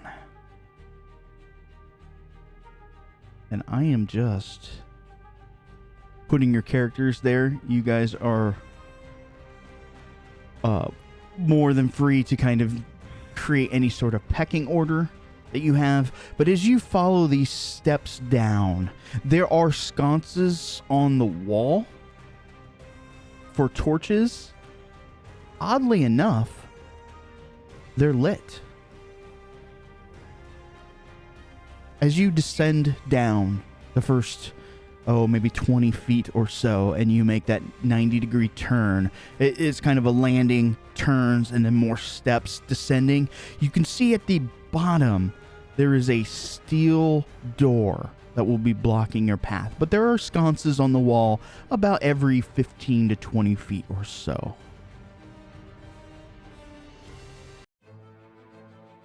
And they're all lit? They are lit. Welcome to the restricted section, family. What is with these Tantibidians in their hidden basement? Knowledge is power here. Valdern, do you perhaps have magic that can protect us from paralysis as we head off to fight another Nagba? Ooh, I didn't think about that. Let me take a look. Yes, it's my mace. Right. Applied gingerly to face. I have memorized the blood curses of purgation and allow me to, once at least, remove any paralysis from someone. Would paralysis be an enchantment? Because I've got Dispel Evil and Good. Charmed, Frightened, or Possessed? No. I think the That's- only thing that'll work with that would be freedom of movement. Oh, does lesser restoration work? I think it does. Paralysis? Yes, after the fact, yeah.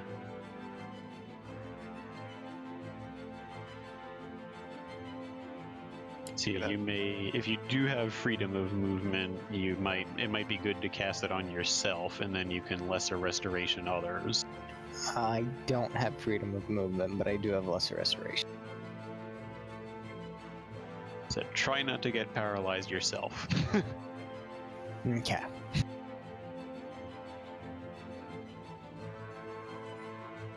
Yeah, it's a good point. Since we did take a long rest earlier, make sure you did your daily stuff if you needed.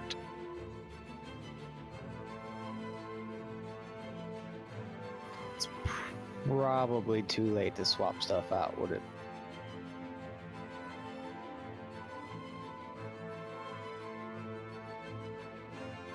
It's in your DM. Are you asking me? Yeah. So you knew that Nagpa was coming in? If you need to swap, I'll let you swap up to 2 spells if you need. I will do that. Thank you very much. Yeah, because you would have known coming in. That's something your character would have known, maybe. Not so much the player.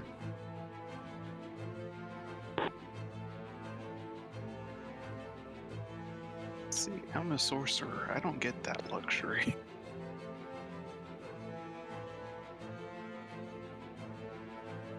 Want to swap out your spells? Just level up, forehead. Right. My 4 spells known? Yeah, right. But as he's changing spells, again, you guys kind of have that steel door down at the bottom. What would you like to do?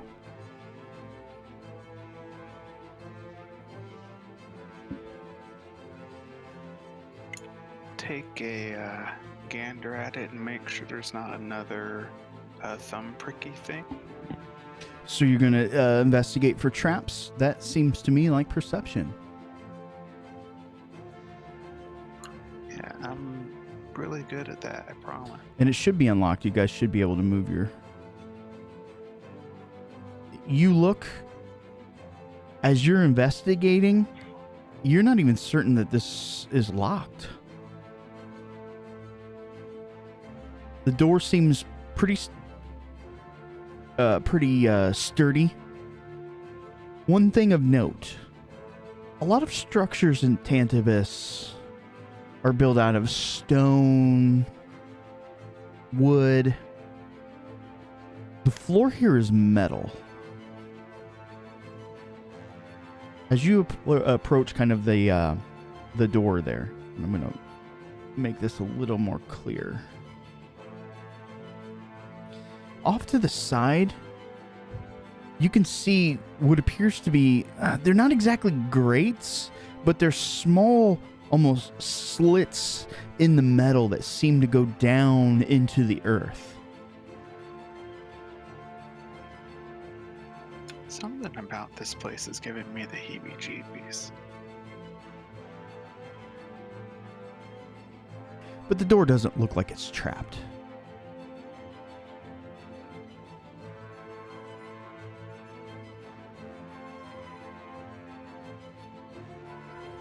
Well, as best as we can, do we want to go in quietly? Yes, I believe that would be for the best. The element of the surprise did us fairly well last time, and as far as we know, they're still not really aware of our ill intent towards them.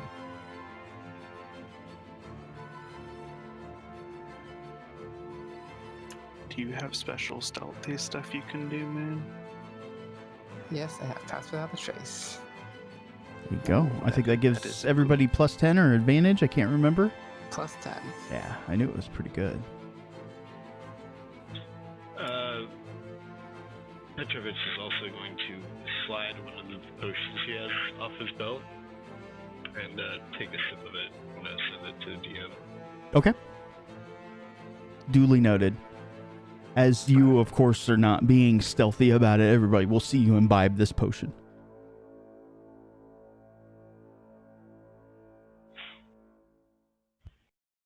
All right, what's the next step?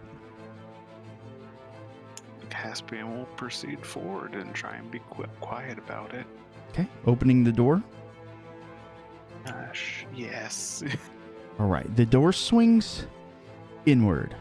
The first thing that is going to catch your attention is the smell. It smells of sweat. Give me a second. I'm going to try to...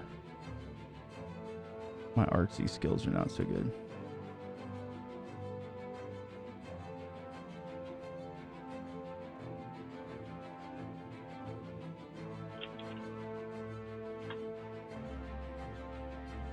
That's what I'm going to give you. The smell of sweat. Almost that iodine-like smell of urine and blood. You can see the chains, the manacles.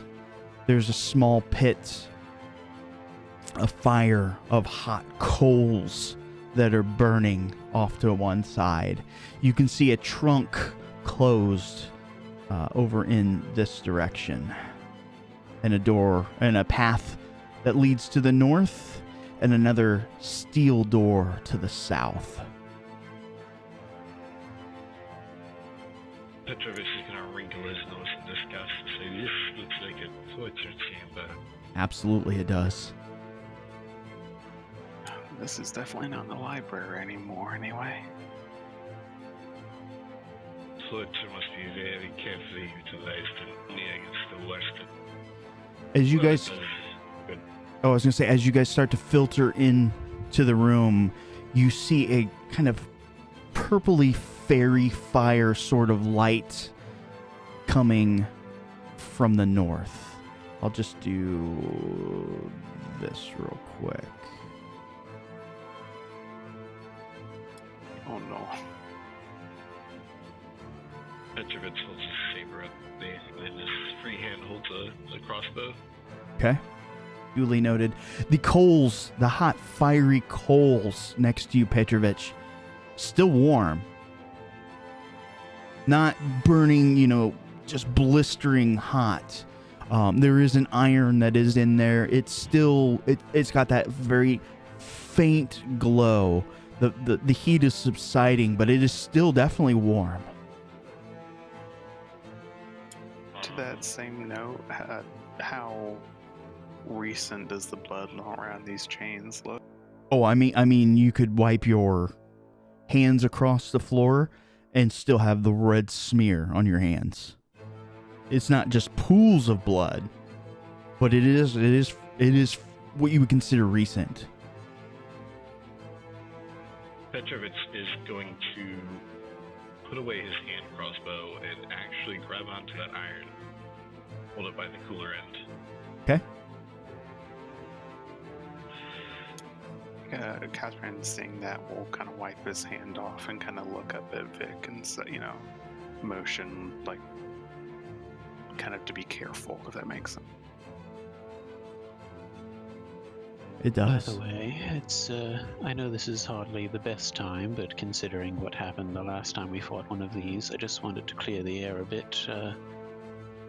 I know we weren't meant to see what we saw in that, in the vault, but we did, and you and I have never been open about our previous families, but I do understand. I want you to know that, just in case things go sideways here. Vic, really not the time, dear. I know, but like I said, we know what happened the last time we fought one of these, and I'd rather it be spoken now than never at all.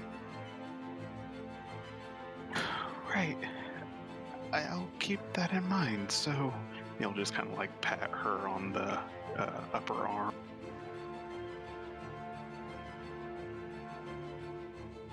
Duly noted. You said there was to the south here was like another closed door. There's another steel door.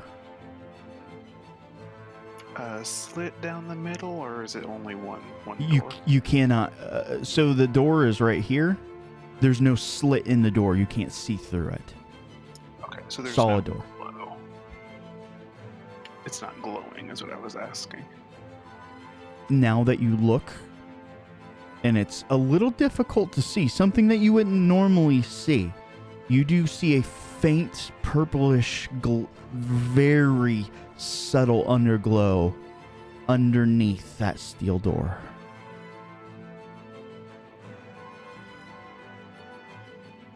Just for shits and giggles, I'm going to go ahead and turn on my wand of magic detection and see what I pick up in the room. Okay. Does it give class? What does it do? Does it detect magic? Yeah, it's just detect magic. Okay, let me pull that up again. Get range. Were you gonna look in that chest, Moon? Yeah. Okay. The chest itself is mostly pristine, probably the most untouched object in the room per se, as far as like bodily fluids, or you can tell that it's well used. There's not any buildup of anything on it, and then you discover why. The contents inside are a motley assortment of various pokers, prodders, slicers, dicers for humanoid flesh.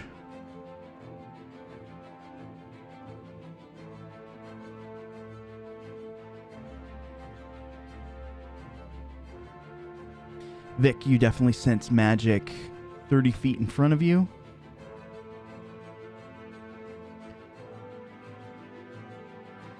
That's all that you detect as far as magic. Okay, nothing in the room then. Nothing in your guys' room, no. At least not anywhere 30 feet from you radius. And out of curiosity, can we see that magic circle, or is that for player benefit? So now that Caspian pointed it out, for anyone who looks, you can see that little strip of glow, because there's just that tiny gap, that imperfection between where the door sits above the floor. That is the only reason that you see that glow coming through. I meant the one to the north. The north, you guys, again, you kind of see that glow. You might not know exactly what it is, but considering that you've seen this glow before, I think it's pretty descriptive what you see. It is slightly lighting up the area, but not enough to make out fine detail. Okay, yeah, I was kind of eventually getting at would we recognize it as looking similar to the floor of the basement in the manor? Yes, you would have to investigate the runes, but at a cursory glance, it looks similar. It's just a bunch of demon-y shit. Burn this whole fucking place to the ground, do something in the middle. If you ask your companions, they would much rather face the demon. Although, to be fair, we did burn the last place to the ground, too.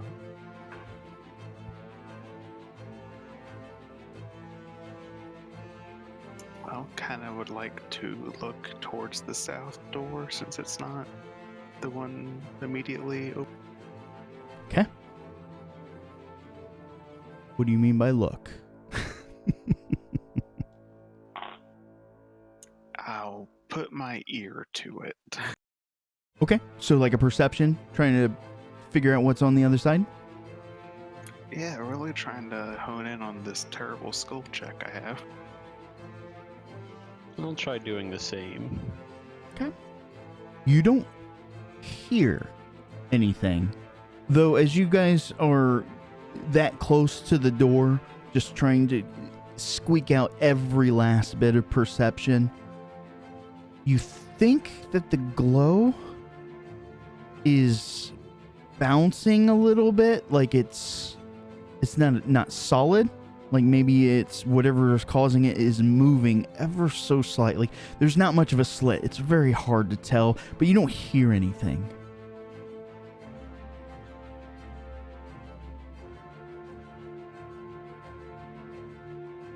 Can Caleb then use a minute and activate his primeval awareness and try and see if he can sense the Nagpa in the area? Okay. You absolutely can. The range on that was ridiculous, right? I think it's like 5 miles. Okay.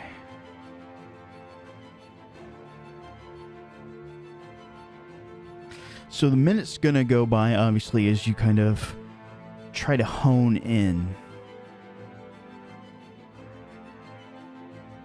You don't feel anything.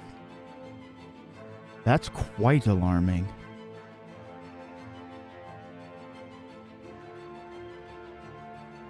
Either they found a way to bypass detection, or they're simply not here.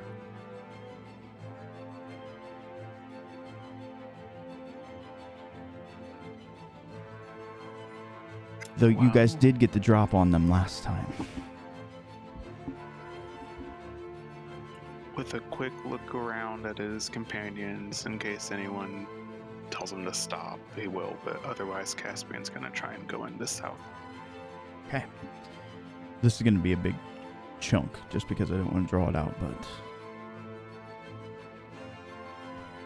You open the door. In the center of this, whatever you want to call it, arcane circle, you see a few small smatterings of bone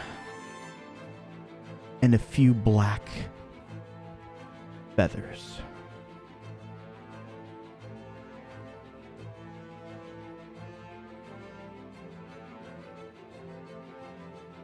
Something tells me I do not want to stand on that. Yes, let me know if you investigate it further, interact with it.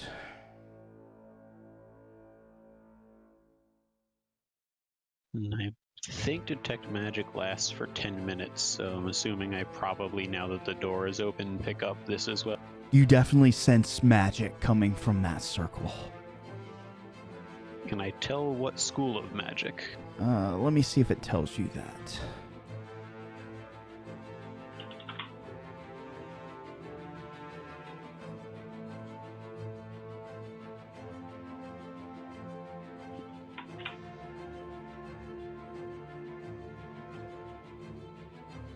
It does not say that you... For Detect Magic, it should if I focus on it. For the duration, you sense presence. I'm not seeing it. And let me double check. I could be wrong, but I'm pretty sure I remember seeing it. Yeah, it should. Yeah, it says it right there. You see a faint aura and any visible creature or object in the area that bears magic. Oh, yeah, and you learn its school of magic. Stupid. I read that 3 times and still didn't read that. Okay, hold on.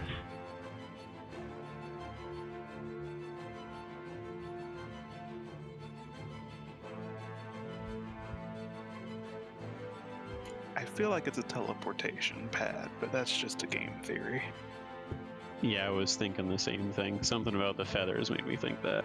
Throw one of the bones in, see what happens.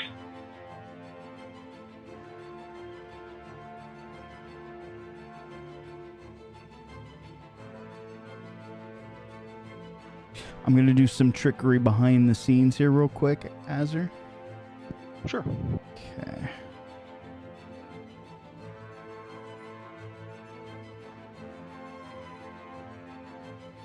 Skills, here we go. And it may become relevant because you have a very high skill. Absolutely does become relevant. So I'm going to tell you here what you rolled. You had this, plus of this. That was for investigation. And I will tell you why. So, the spell Detect Magic is telling you that it is a conjuration school. However, something about it doesn't seem... It just doesn't seem right. Because you can see through it. You see that it is indeed a programmed illusion. This is an illusion spell. Those feathers, those are raven feathers. The bones are real.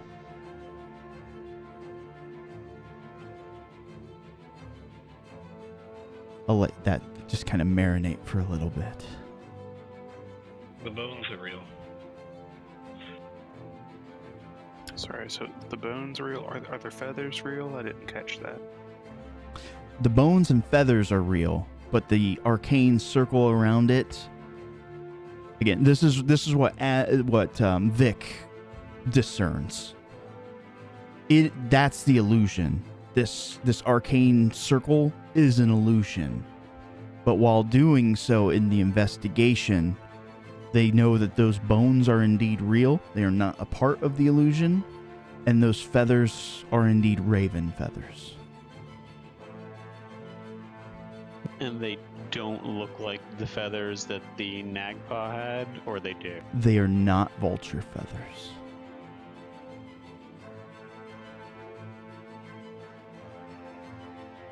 Well, we know who the target of their ire is. Perhaps this was some sort of a ritual site. The original magic circle long gone now, but something they were doing to target her.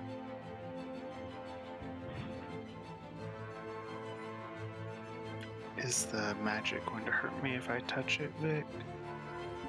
Oh no, the circle isn't even real. Oh. Okay, and he'll kind of hesitate a bit and kind of reach out and pick up one of the feathers. Okay, not a problem. You pick it up with relative ease. Just hang on to it. God, that just reminded me of a thing I saw. It would have been the perfect opportunity for you to go, which hand do you use to pick it up? just to fuck with us. No, you guys were like, no, you mess with us too much.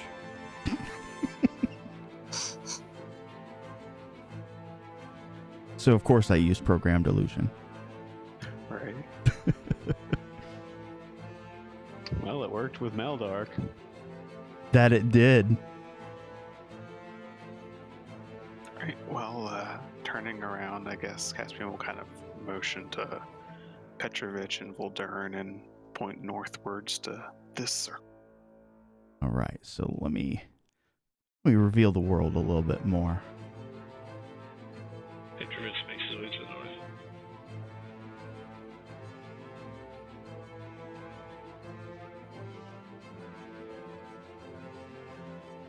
Well, that didn't work out the way I wanted it to. Also, crossing back over the room, Caspian will ruffle Phaley's hair and let her know that, it's alright, don't be worried about last time. It's different now. If you say so. I just feel like it's difficult to see. So as you guys enter in, you can see that there's obviously a path leading north. You can see some iron barred doors. Let me just do this. There's obvious paths leading east and west. There seems to be small antechambers that peel off here. And it looks like these... one second. Ultimately turn into chambers as well, or into passageways as well. So there's a lot of stuff down here. There is. Yeah. There is a frame for a door in front of you, but that doorway is either in the ceiling or in the floor or in the walls as it is open.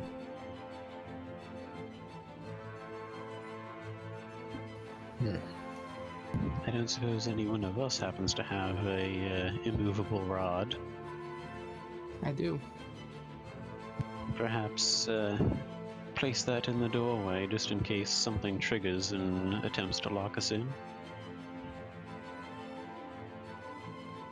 Okay, I'll stick in the doorway.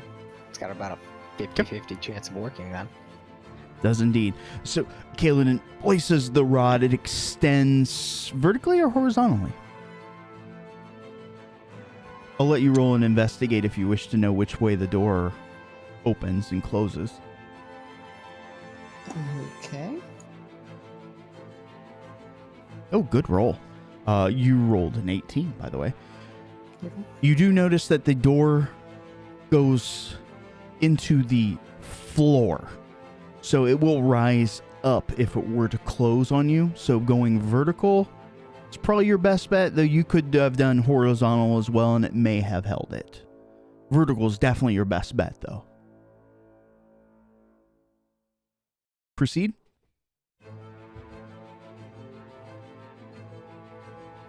Gonna assume that's yes. Yeah. Okay. As you place the rod there and it extends, you think that if anything were to set this off, hopefully that rod will hold it. What do you guys want to do? I know before I leave this room, I'm going to go ahead and just take a couple of the nastier looking torture implements out of the chest and just toss them into my bag. No problem. You get the optional splash guards on them as well. Nice. Not going first this time, but we'll try and mosey into this next room. And Baldurin will take a point, moving carefully with his weapon and shield drawn. Yeah, you move with the grace of a dwarven cat. You start to pass through.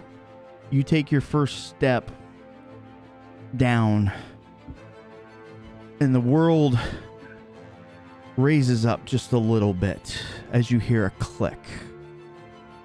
However, you can see the tension being placed on that rod just behind you. A few precarious seconds go by as it's trying to crash and close behind you, but that rod holds tight. Burn out that mechanism. Hopefully. Vic looks very smug right now. Maximum smug. Roll for smug. No, that was good. That was absolutely what was going to happen. You guys are too crafty. Oh, seeing that it is straining, though, Caspian will try and get people to hurry through. Okay. As you guys all hop, skip, and jump into the next room, the rod, in fact, does hold. It will hold indefinitely, you think.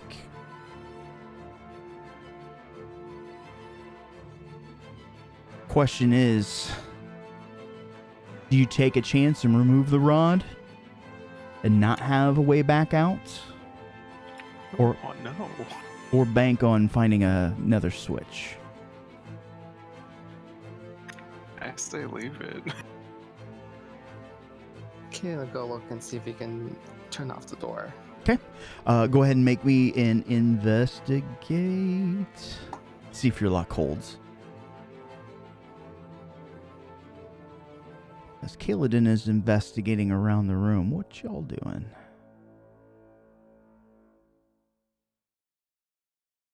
I'll check and see if this circle does in fact look like the communication circle that we saw in the last one. Okay. Because you figured out the other one, I'm not even going to make you roll. You can see through this too. It's telling you that every last bit of detect magic, this is indeed a teleportation circle. But these runes look funny. They don't even look arcane at all. This would never work because it's fake.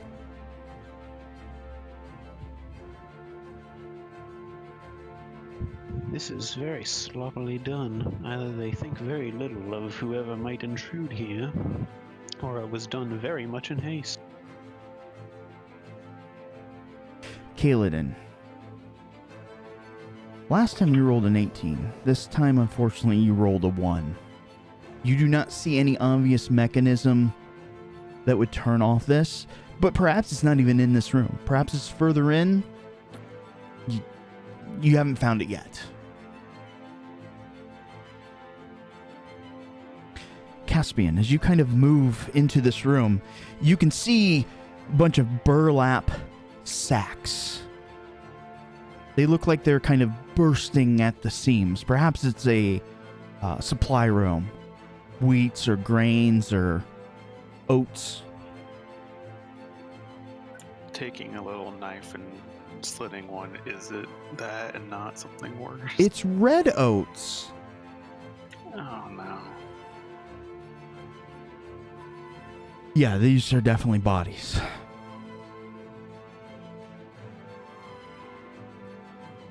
Alright, he'll kind of try not to get sick a bit, but call back out to the others like, there's some sick shit in here, guys, watch out.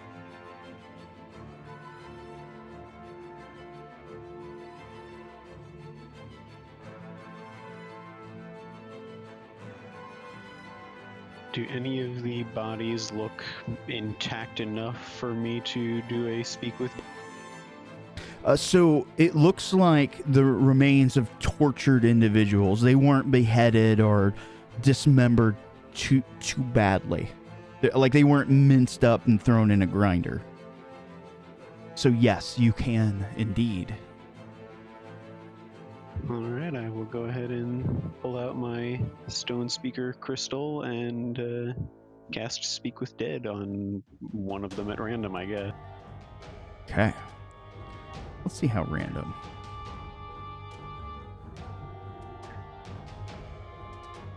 It looks like it was a tabaxi. They don't have any clothing on at all. So you can't really tell that. No rings, no tattoos, no jewelry. But the spirit of the tabaxi comes alive. What do you want? Information. Haven't they taken enough?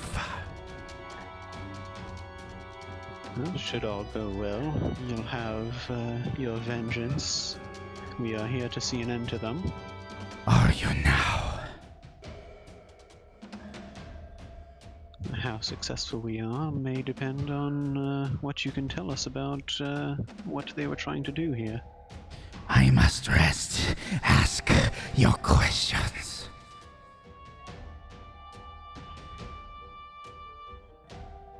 Why were you being tortured?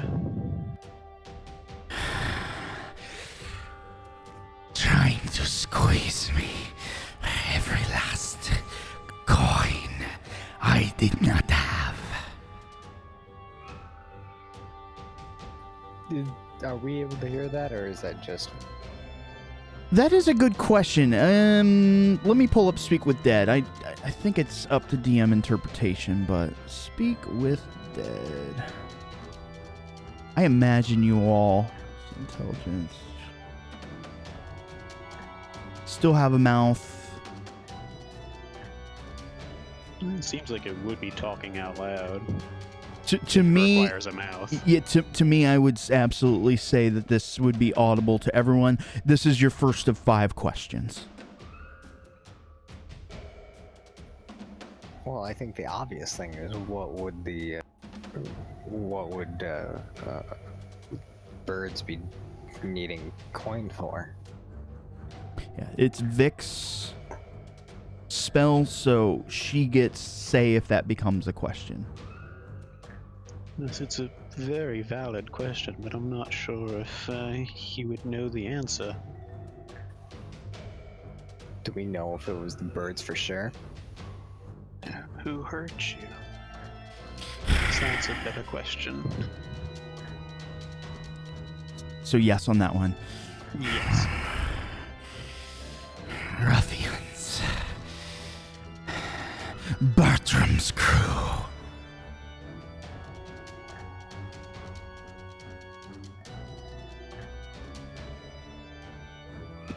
I suddenly get the sense that this was a trap. We have been played.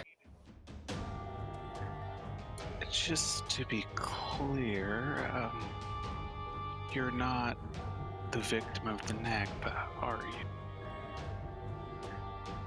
you? I don't think we need to ask that. I doubt Bertram and the Nagpa are running in circles together.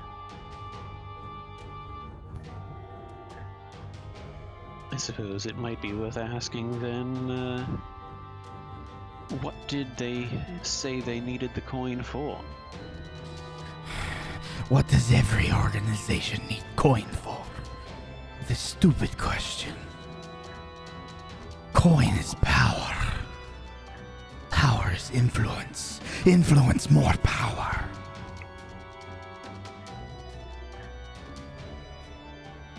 I have 2 questions left, correct?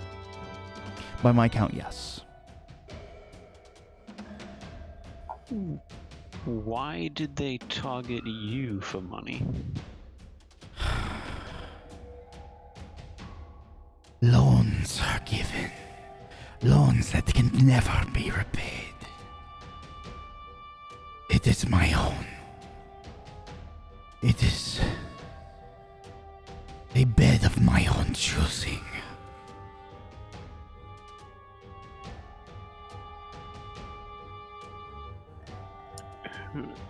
Out of character, proposing a question. Who knows you're down here?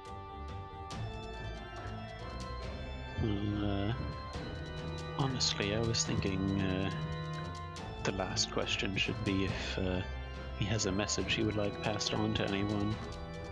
Seems the least we can do. Just related, yeah. Okay, going with that. Yeah. I would say this to the person who finally kills that half-breed scumbucket. I wish you to look him in the eyes while you slit his throat and tell him, Tanya sends her regards. The spirit kind of pulls back within the lifeless form of the tabaxi.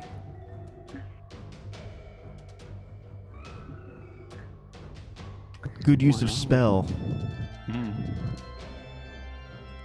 We now know we were probably meant to be trapped here by that door, so I suspect an ambush lurks around the corner somewhere. Good work on us for not pulling up the rug then. Indeed. Everyone make me perception checks. Is this gonna, like, affect our ability to act? Maybe. I am rolling at a disadvantage. All right, so you guys caught up a little too much in the activities here, kind of communing with the spirit. Everybody was involved. All too closely, you hear, "They've been in here a long time. You think they got him? I don't know. Spread out. Find them. First one to strike blood gets all the coin."